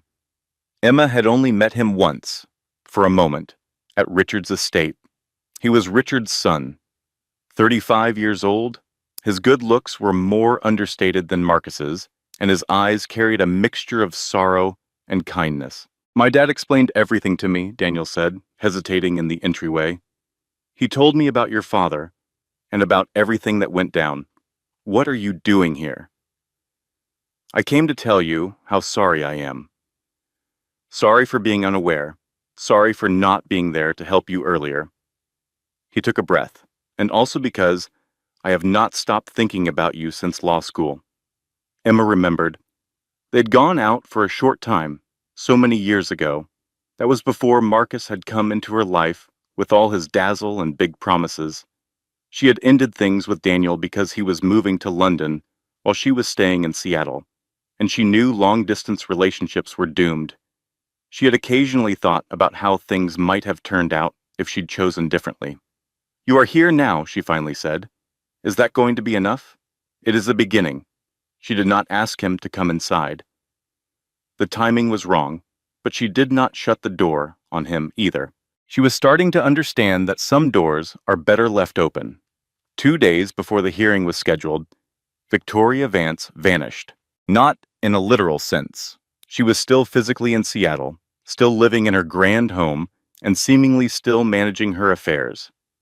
But she had gone completely quiet. There were no public sightings, no comments for the media, no calculated leaks or retaliatory moves. It was deeply unsettling. "She is up to something," Emma told Maggie as she paced back and forth in the brownstone living room. "Victoria is not the type to just surrender. It is possible she realizes she has lost. Victoria has never lost a battle in her entire life. She does not know the meaning of defeat. So what do you believe she is planning?"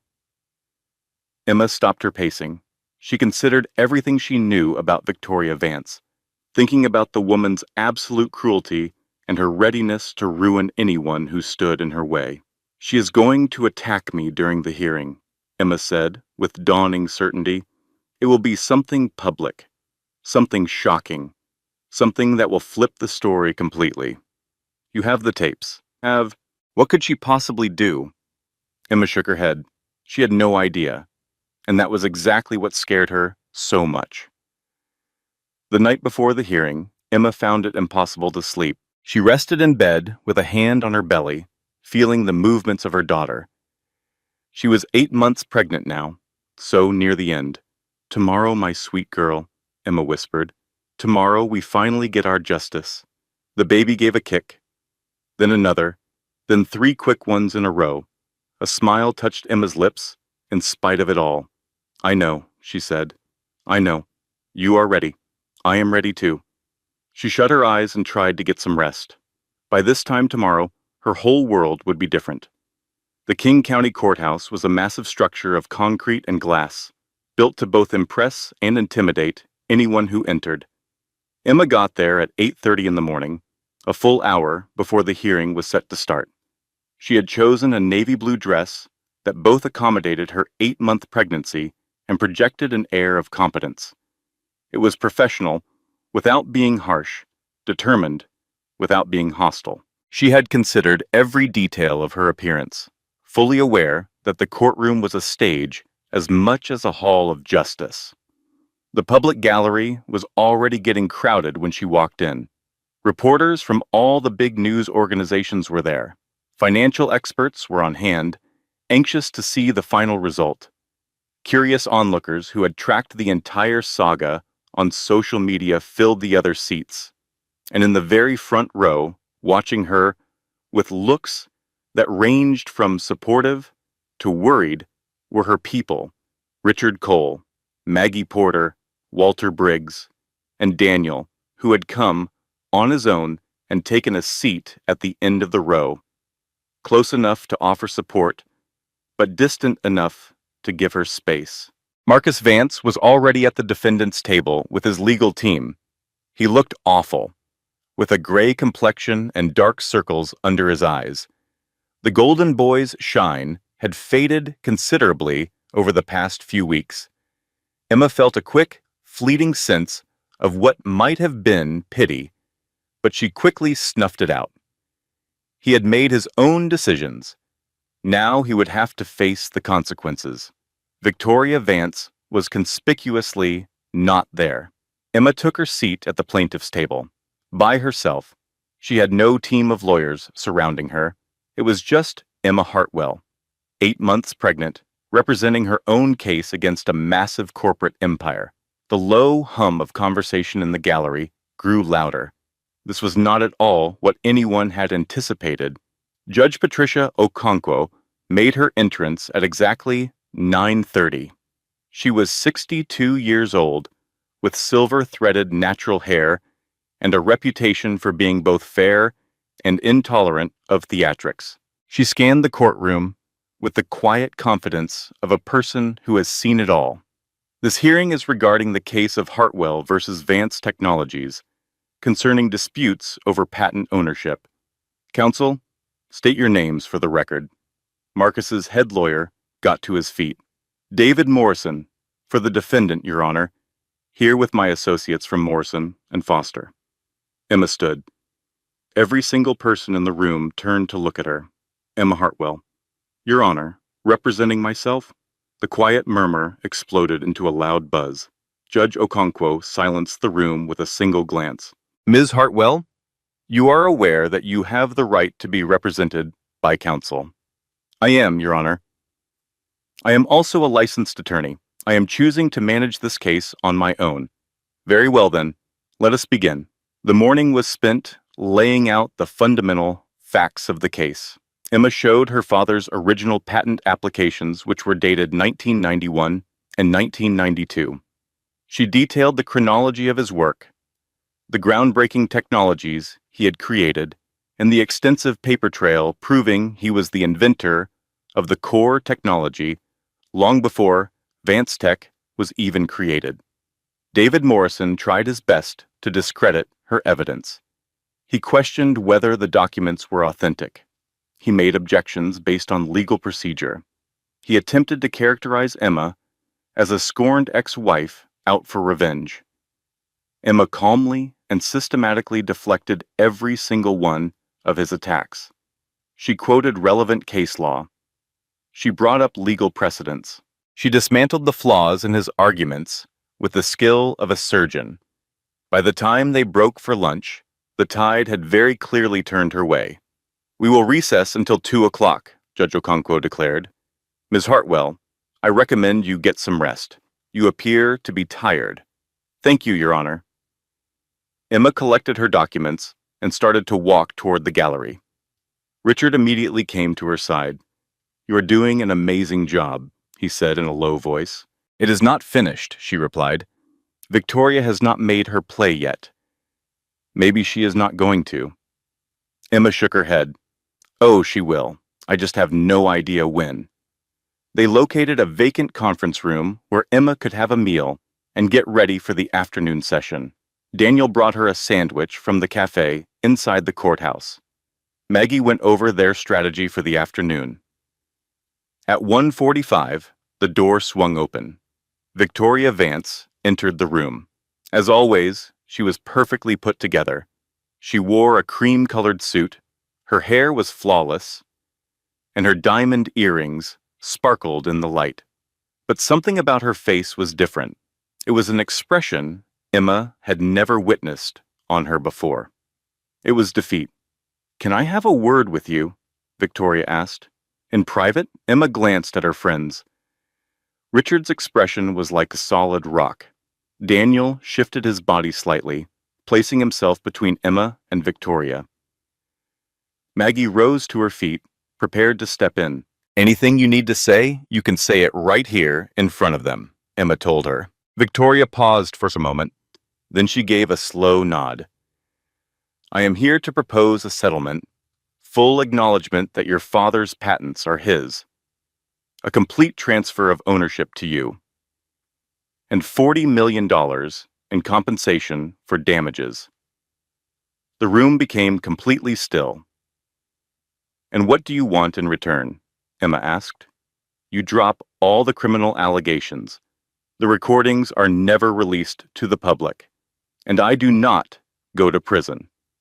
Emma looked closely at the woman who had made her life a living hell for the last 3 years. The woman who had tossed coins at her. The woman who had raised doubts about the father of her child. The woman who had tried to ruin her name with fake medical files. "No," Emma said. Victoria's perfect composure finally began to crumble. "I am giving you everything you wanted. The patents, the money, justice for your father. You are giving me silence. You want me to just let you get away with everything you did. With the lies, the deception, the attack on my private medical records." Emma pushed herself to her feet, her hand resting on her stomach. "You tried to ruin me, Victoria. You tried to strip away my reputation, my self-respect, and the legitimacy of my child. And you think I am just going to let you buy your way out of it? I am trying to put an end to this, for the good of us both. No, you are trying to save your own skin." Emma walked until she was just a few feet from Victoria. "This is what is going to happen. I am going to walk back into that courtroom. I am going to play those recordings for everyone to listen to. And after that, the judge is going to recommend you for criminal prosecution. You will bring down Marcus too. He was not aware, not of any of it. I know that. And for that part, I am truly sorry. But he made a choice to believe his mother instead of his wife. He chose to cast me aside instead of questioning his family's business. He made his bed." Victoria's composure finally shattered. Tears started to stream from her eyes. "Please," she whispered, her voice breaking. "I am begging you." It was a strange feeling. Emma had replayed this exact moment in her mind 1,000 times. Victoria Vance, down on her knees, broken, utterly defeated. Yet, it did not bring the satisfaction she had always imagined. "You should have considered this before you stole my father's life's work," Emma said, her voice low and steady. "Before you ruined his reputation and allowed him to die thinking he was a complete failure. Before you spent 40 years building an entire empire on his legacy." She looked at Richard. "Let us return to the courtroom." The afternoon proceedings started at 2 o'clock sharp. Emma went back to her table. Victoria went to a seat in the public gallery, her face once again a carefully constructed mask of poise. Whatever personal ruin she was facing, she refused to let the world see it. Judge Okonkwo called the court to order. "Ms. Hartwell, you may proceed with your presentation." Emma rose to her feet. "Your Honor, I wish to submit one final piece of evidence. I have audio recordings, which were sourced from the defendant's own files, that document conversations about the patent theft and the cover-up that followed." David Morrison shot up from his chair. "Objection. We have received no prior documentation of these alleged recordings. This is an improper introduction of evidence." The recordings were obtained through legal means, Emma countered calmly. They were provided by a witness who is ready to testify about their authenticity. The source is a former employee of Vance Technologies who had authorized access to these specific files. Judge Okonkwo paused to think. I will allow it, but it is subject to authentication testimony. You may play the recordings, Ms. Hartwell. Emma plugged her laptop into the courtroom's sound system. Victoria's clear voice echoed through the room. The medical records plot has to move forward quickly. We need to act before her story gets any more attention. The gallery immediately erupted into chaos. Reporters were scribbling notes at a frantic pace. Cell phone cameras began to appear, despite the strict rules against them. Emma played the recording. It captured Victoria talking about the $40,000 payment. It had Victoria giving the order to create false medical records. It revealed Victoria's cold plan to destroy Emma's reputation. Next, she played the much older recording. It was Victoria discussing the initial theft of the patent. She confirmed that Howard Vance had stolen the work of James Hartwell. She admitted to the cover-up that had gone on for 40 years. Howard always insisted we must guard the secret. If the true origins of those patents ever came out, well, we have gotten too far to allow a dead man's daughter to ruin it all. After the recordings ended, the courtroom fell completely silent. Marcus Vance sat with his face buried in his hands, his shoulders trembling. Emma was not sure if he was crying or just completely defeated. Judge Okonkwo broke the silence. Is the authenticity of these recordings being challenged? David Morrison glanced at Victoria. Victoria remained silent. No, Your Honor, David Morrison said at last, his voice full of defeat. Judge Okonkwo gave a slow nod. Based on the presented evidence, I am making my ruling in favor of the plaintiffs. The patents being disputed are the rightful property of the estate of James Hartwell, and therefore of his daughter, Emma Hartwell. The initial public offering of Vance Technologies is blocked forever until the resolution of all ownership transfers is complete. She directed her attention to Victoria. Mrs. Victoria Vance, the evidence introduced today points to numerous federal offenses. These include fraud, conspiracy, and breaches of medical privacy statutes. I am forwarding this case to the United States Attorney's Office for a full investigation. Two federal marshals started walking toward Victoria. Mrs. Vance, you will surrender your passport at once. You are forbidden from leaving the state of Washington. Victoria rose to her feet. For a brief second, her eyes met Emma's from across the courtroom. Her expression held no anger, no defiance, only a deep weariness. She then pivoted to the marshals, presenting her wrists as if she were a queen accepting her fate. I understand, she murmured. As the marshals escorted Victoria from the room, she stopped beside Emma's table. She hesitated for only a second. You possess more of your father's spirit than I ever knew, Victoria said quietly. He was relentless, too.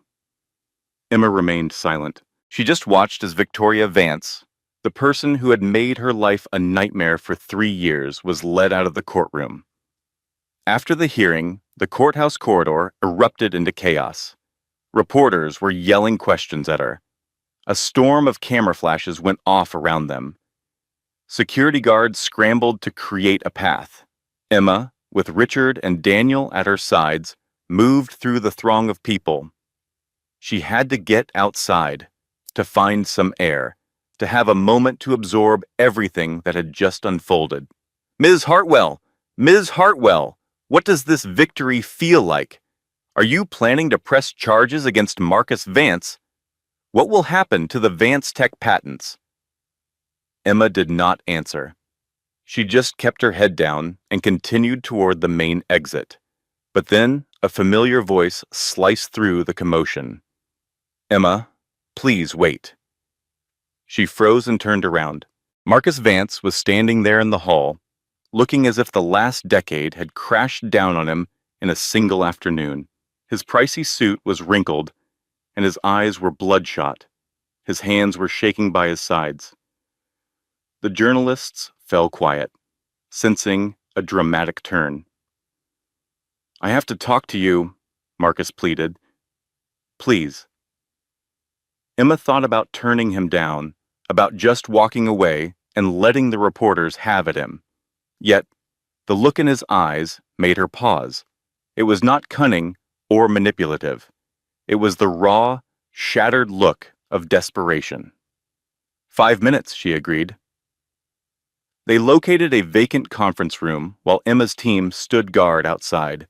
She could see Richard's rigid stance and Daniel's protective gaze through the glass walls. Marcus dropped into a chair, his usual confident manner completely gone.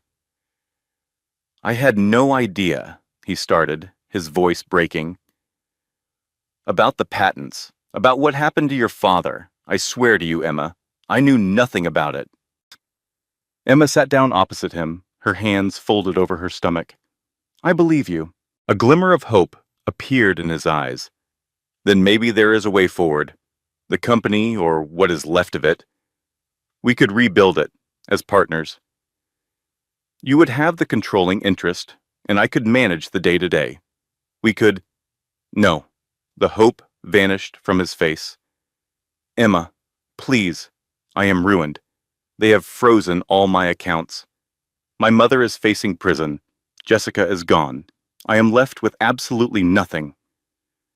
Emma opened her purse and took out an envelope, placing it on the table that separated them. "What is this?" he asked. $5,000 in cash," she said, "and the keys to a 2014 Honda Civic. It is parked on the second level of the garage." Marcus just stared at the envelope.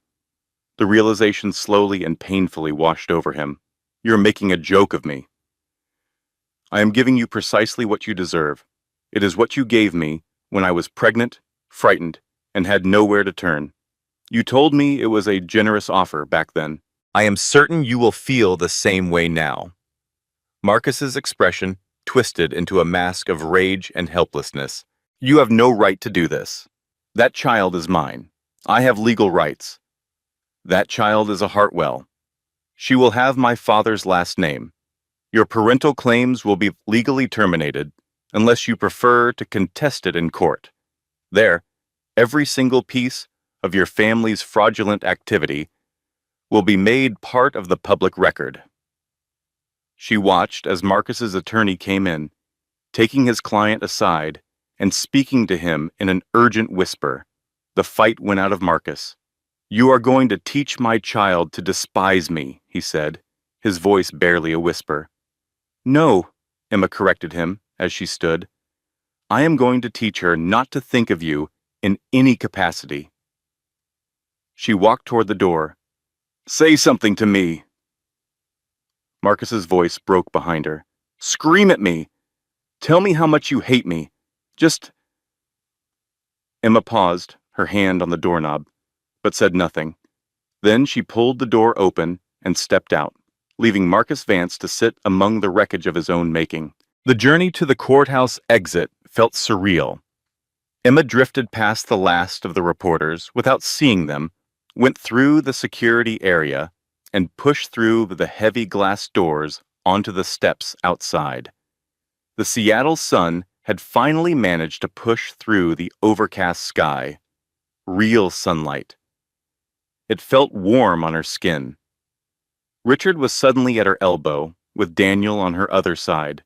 Maggie stood just behind them. "It is finally done," Richard said gently. Emma simply shook her head. "Not done, just different. We still have to finalize the patent transfer, get through the criminal case, and decide the future of the company. But you were victorious." She placed a hand on her belly. The baby inside her moved, finding a new spot. "We were victorious," she corrected him. That evening, Emma experienced the most peaceful sleep she had known in months. There were no dreams, no terrors, just a profound and healing quiet. She woke up at sunrise, to a text message from Maggie. The media coverage is fantastic. They are calling you the comeback of the century.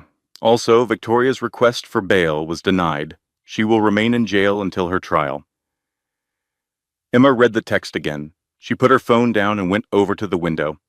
The city of Seattle spread out below her, with the Space Needle visible in the distance and the Puget Sound gleaming in the morning light. It was the city that had seen her fall and had now seen her rise. Her father had made his home here, pursued his dreams here, and lost his life here. And now his daughter was going to restore everything that had been taken. "I did it, Dad?" she whispered into the silent room. "I really did it." The following 6 weeks were a whirlwind of legal meetings and planning. The patents were officially transferred back to her father's estate. All of James Hartwell's groundbreaking work was finally returned. Emma was now the sole proprietor of intellectual property valued in the billions. Vance Tech began the process of filing for bankruptcy. The corporation that was founded on deceit crumbled completely. Thousands of its workers were suddenly unemployed. Emma collaborated with Richard's firm to create severance funds and offer job search support. She never wanted to see blameless people suffer. Victoria Vance was officially charged with 17 federal crimes, including fraud, conspiracy, medical privacy violations, and obstruction of justice. Her trial was set for the next year, and legal analysts were confident she would be convicted. Marcus Vance simply vanished. He was rumored to be somewhere in Ohio, employed by an insurance agency. Emma made no effort to find him. She had been serious in what she told him. She would raise her daughter to be completely unaware of his existence. No one knew where Jessica Lane had gone. She left Seattle the day after Emma confronted her and had not been heard from since. A federal warrant was out for her arrest, but she had disappeared without a trace. Emma put all her energy into what was important: her well-being, her baby, and her future. Then, on a peaceful Tuesday morning in late August, just 6 weeks after her victory in court, Emma Hartwell's labor began. The birth was long and challenging, but ultimately successful. After 22 hours of labor, a last-minute decision was made for a cesarean section. Emma faced the moments of fear and pain with the same unyielding strength she had shown through the entire ordeal. And then, at long last, she heard a cry. A nurse gently placed a tiny, wailing infant into her arms. "Congratulations, Ms. Hartwell. You have a beautiful, healthy daughter." Emma gazed down at her child. She had dark hair, tiny, clenched fists, and her eyes were squeezed shut against the bright room. "Hello, my sweet girl," Emma whispered, as tears of joy ran down her cheeks. "Hello, I am your mommy." The hospital room door swung open. Maggie came in first, with Richard right behind her. Daniel hesitated in the doorway, unsure if he should enter. "Oh, she is gorgeous," Maggie said, her own eyes filling with tears. "Just absolutely perfect." Richard came closer to look at the small face. "Does she have a name?" Emma had been thinking about it for months and had gone through many possibilities. But when the time came, the answer was clear. "Grace," she announced. "Grace Catherine Hartwell." Catherine was the name of her mother, the woman who had passed away before Emma was old enough to remember her, the woman whose absence had triggered so many painful events. Grace was for the path ahead. Catherine was for the history behind them. Richard dabbed at his eyes. "James would be so proud of you," he said, his voice thick with emotion. "So incredibly proud." Emma then turned her gaze to Daniel, who was still waiting by the door. "You can come in," she told him. He walked in slowly, looking at the baby with a sense of awe. "I am so sorry I was gone," he said. 5 years in London. I should have been here. You are here now. Is that okay?" Emma looked down at her daughter, at this brand new little person. who embodied everything she had struggled for. She represented the past and the future, loss and renewal. "It is a start," she said. 1 year later, Emma was standing in the main lobby of Hartwell Technologies, observing her staff as they arrived for the workday. The building had once been the headquarters for Vance Tech. Now it had a new name on the front, a much better one. Grace was nestled in a baby carrier on Emma's chest, chattering happily at the activity around her. The change over the last 12 months had been nothing short of incredible. Emma had rebuilt her father's company from the very beginning, using his original patents to fuel a new wave of innovation. She had brought on a team of brilliant minds, including many former Vance Tech staff who had been unfairly let go. The business was flourishing, not just on the balance sheets, although the profits were impressive. It was flourishing in its sense of purpose, its mission. You could hear it in the way employees spoke about their work, their voices filled with genuine pride. "Miss Hartwell?" Her assistant, a bright young woman named Sarah, came toward her, holding a tablet. "The quarterly reports are finished. Also, there is a man here who would like to see you." Emma felt a small frown form. She had no appointments scheduled for this morning.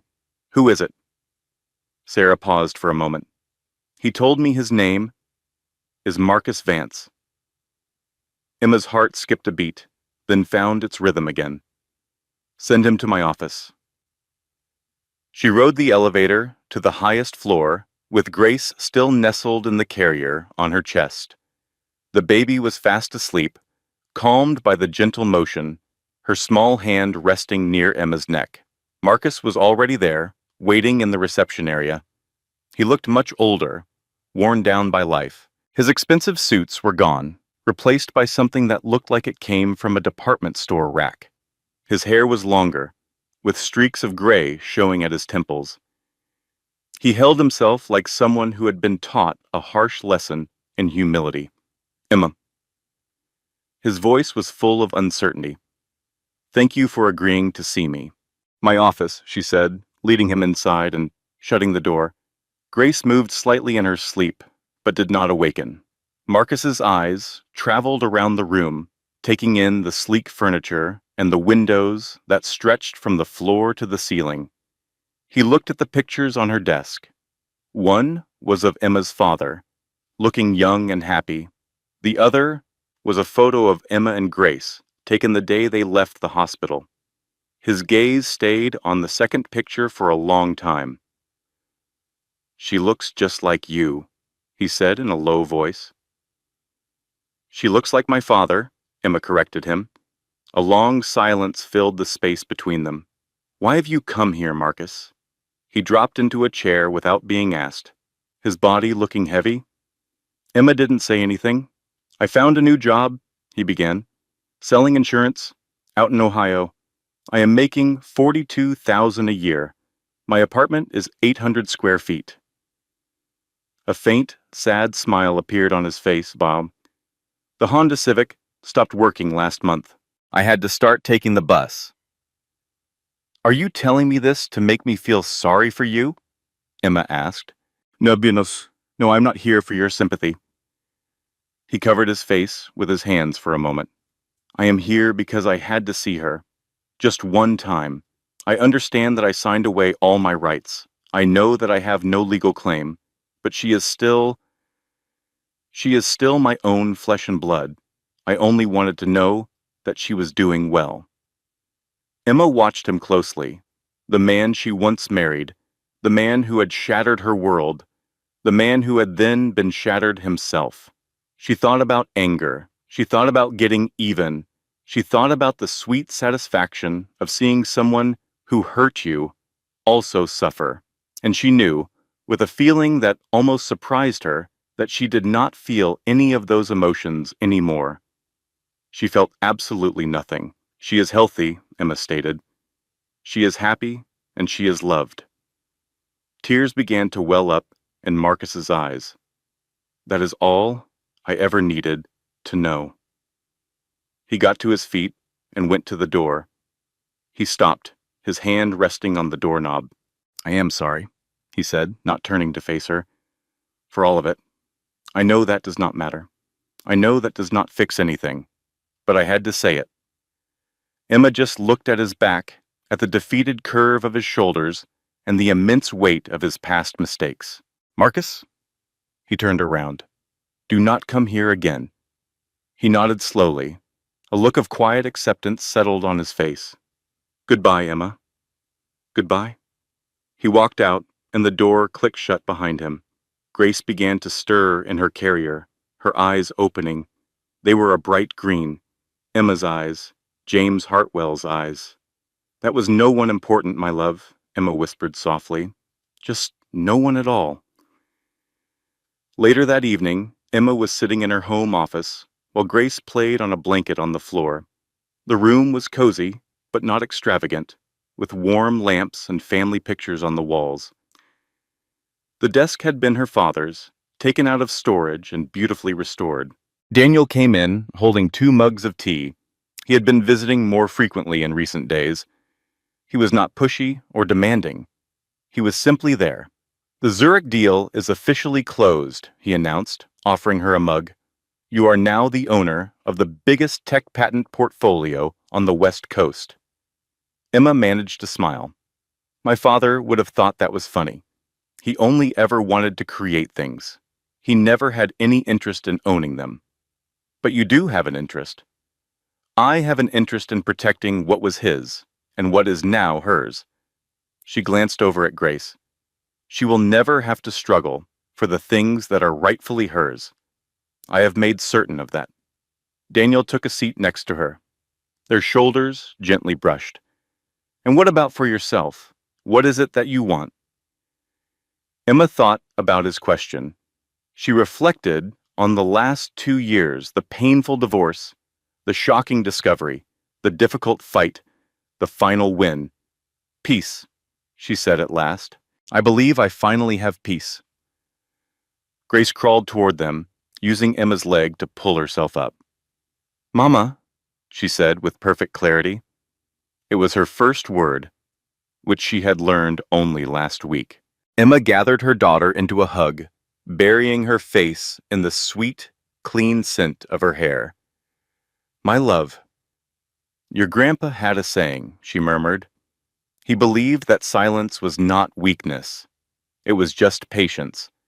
It was the art of waiting until you held all the winning cards." Her gaze drifted out the window to the familiar Seattle skyline. This was the city where her father had built his dreams, the city where she had lost everything, and the city where she had fought her way back. When you have the upper hand, you do not need to say a single word. 3 years had passed. Emma was standing at her office window, watching the evening sun wash Seattle in shades of gold and rose. In the background, she could hear the gentle hum of a company still hard at work. Her people were building things, creating, and carrying on the legacy her father had begun. Grace was now 3 years old.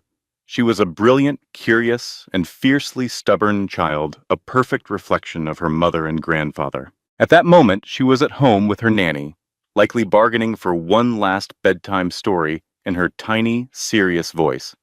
A soft knock came from the office door. "Come in." Daniel stepped inside, a slightly anxious look on his face.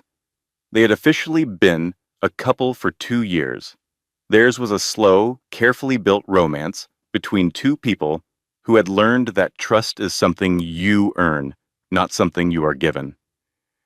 "The quarterly reports are in," he announced. "We have record profits. Again, that is wonderful news. And the foundation that your father's old friends started in his name just gave out its 100th scholarship." A smile touched Emma's lips. James Hartwell never cared about being rich or famous. He just wanted to make a difference in people's lives. That scholarship fund was just as much his legacy as his brilliant patents were. "Also," Daniel said, "there is something else." He slipped a hand into his pocket. Emma felt her breath catch in her throat. "Daniel, I have been carrying this with me for 3 months, he confessed, revealing a small velvet box.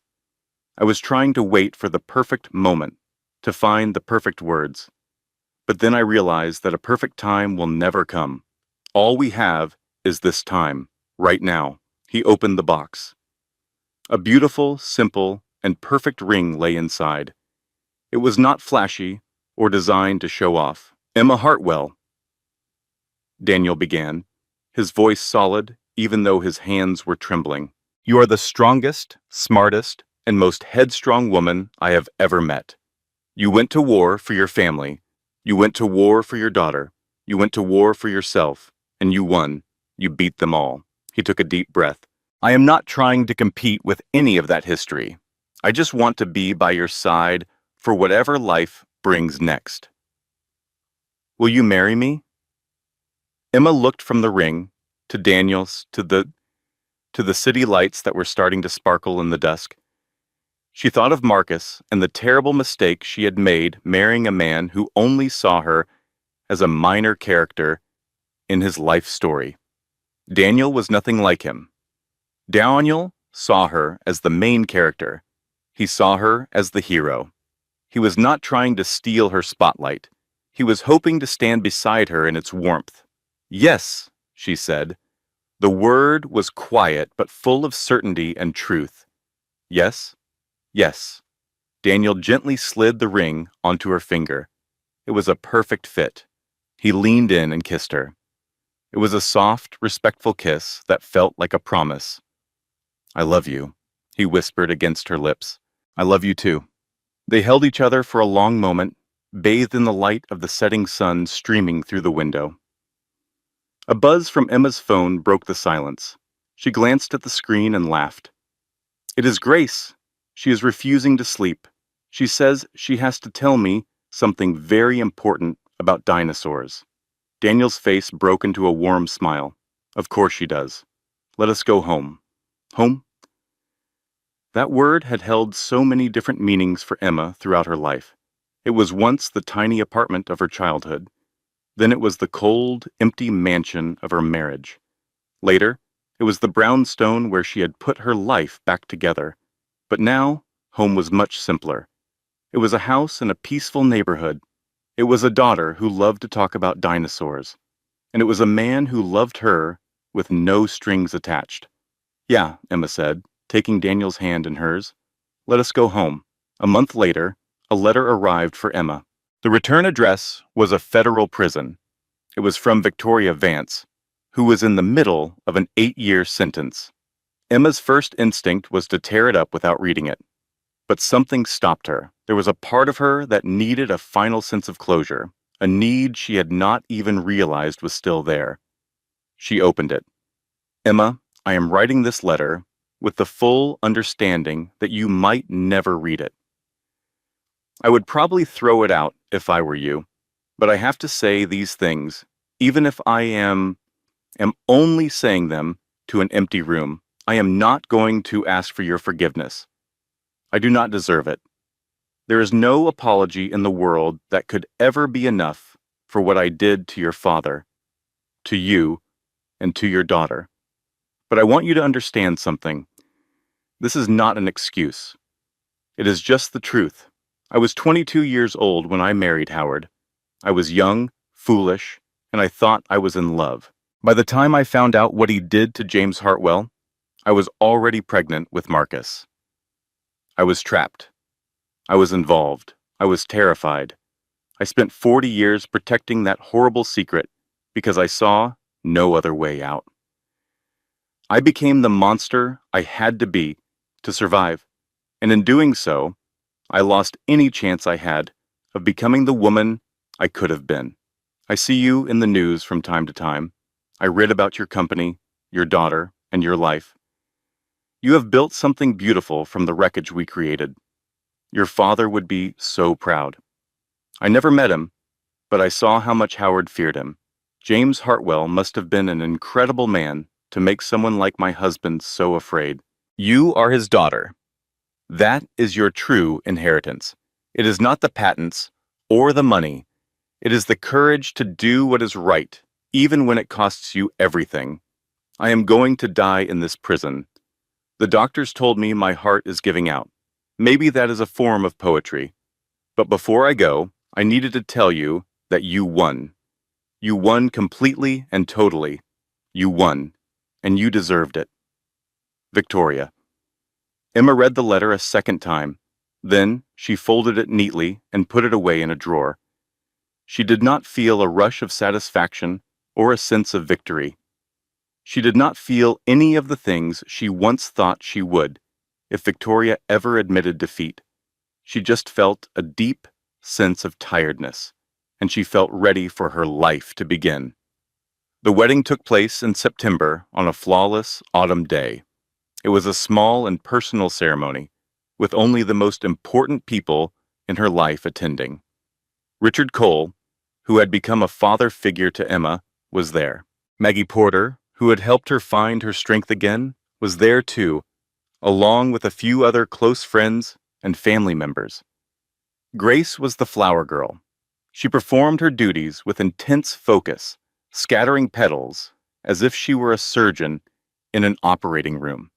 Emma walked down the aisle by herself. She was not an object to be given away.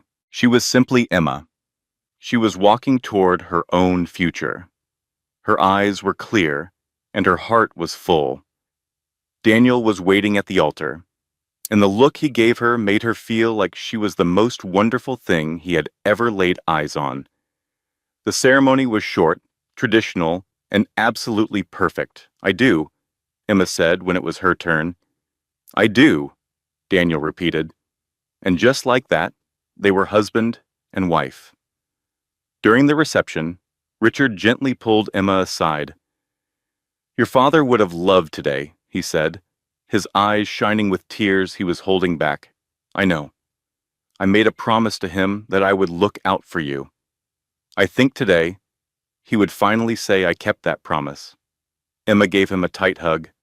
This was the man who had been weighed down by guilt for 30 years. He was the man who had helped her get justice, and he was the man who had never asked for a thing in return. "Thank you," she whispered, "for all of it. You should thank your father. I was just doing what he asked me to do." Later that evening, as the celebration was ending, Emma found herself alone on the terrace, gazing up at the stars. Inside, Grace was fast asleep on Daniel's shoulder. The last of the guests were saying their goodbyes. The night air was cool and crisp. Emma thought about the long road she had traveled. She was the little girl who lost her father at 10 years old, the woman who lost herself in a toxic marriage, the mother who had fought her way back from having nothing. She thought about the power of silence. She had learned to use it as a tool. She had let it do the talking when words were not enough. And she remembered her father's letter, the one Richard gave her all those years ago. The world might tell you stories about failure and success, but you need to know that your father was a genius, and his dream was stolen. You are not the daughter of a man who failed. You are the heir to an empire. Go and take back what is yours. And she had done it. She had taken back everything that belonged to her. It was more than just the patents and the money. It was her name, her self-respect, her future. It was a future where her daughter would never have to feel powerless. It was a future built upon the ruins of the past, remade into something strong and new. Daniel came to stand beside her, with Grace still sleeping soundly against his chest. "Are you ready to go?" he asked in a low voice. Emma looked at her husband. She looked at her daughter. She looked at her life. "Yeah," she said, "I am ready." Together, they walked out into the night, leaving the party and the past behind them. They were walking toward whatever came next, and for the first time in a very long time, Emma Hartwell was not afraid. Epilogue. A decade passed. Grace Hartwell, now 13 years old, stood inside her grandfather's old workshop. The room had been kept exactly as James Hartwell had left it. His tools were on the walls. His notebooks were on the benches. His dreams were scattered across every single surface. Emma had brought her here on her 13th birthday. It was a rite of passage. It was a way to connect her to her own history. Grace traced a finger over an old circuit board, being careful not to move anything. "He built all of this?" she asked. "He did?" "He built it before anyone else even knew it was possible. He could see the future, and someone took it from him. Yes. And you got it back," Emma smiled. "Yes, I did." Grace stood quietly for a moment, letting it all sink in. She had her grandfather's eyes and her mother's resolve. She also had a sharp mind of her own, one that sometimes frightened Emma with its power. "Will you teach me?" Grace finally asked. "Will you teach me how to build things the way he did?" Emma felt tears welling up in her eyes. The circle was finally complete. The legacy was safe. "Yes, my love, I will teach you everything I know." Grace picked up one of her grandfather's old notebooks, holding it as if it were a precious jewel. "Mom?" "Yes?" "Thank you for fighting for him, for fighting for us." Emma pulled her daughter into a warm embrace. "That is what Hartwells do," she said. "We do not stay down." Through the workshop window, the lights of Seattle twinkled in the night. It was the same city where James Hartwell had dreamed his dreams. It was where Emma had been broken and had risen again. And it was where Grace would now build a future of her own. 3 generations, 1 legacy. It was a story of silence and strength, handed down over the years. A story that only grew stronger every time it was told. This is not just a story about revenge. It is a story about reclaiming your identity when the world tries to erase you. Emma Hartwell lost everything: her career, her marriage, her reputation, her dignity. But she never lost the one thing that mattered most: herself. She proved that your lowest moment does not define you. How you rise from it does. Remember this. When people underestimate you, let them. When they count you out, stay silent.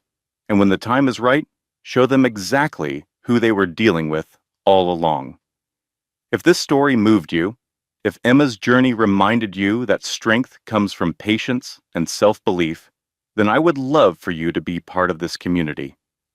Hit that subscribe button so you never miss another powerful story like this one. Drop a comment below and tell me, what would you have done in Emma's situation? Would you have taken the settlement and walked away? Or would you have fought back? Share this video with someone who needs to hear that their comeback story is still being written. And if you enjoyed this, give it a like. It helps more than you know. This content was carefully researched, developed, and manually edited by our team to deliver meaningful lessons and inspiration. Every story we share is crafted to bring value to your life. Thank you for being here.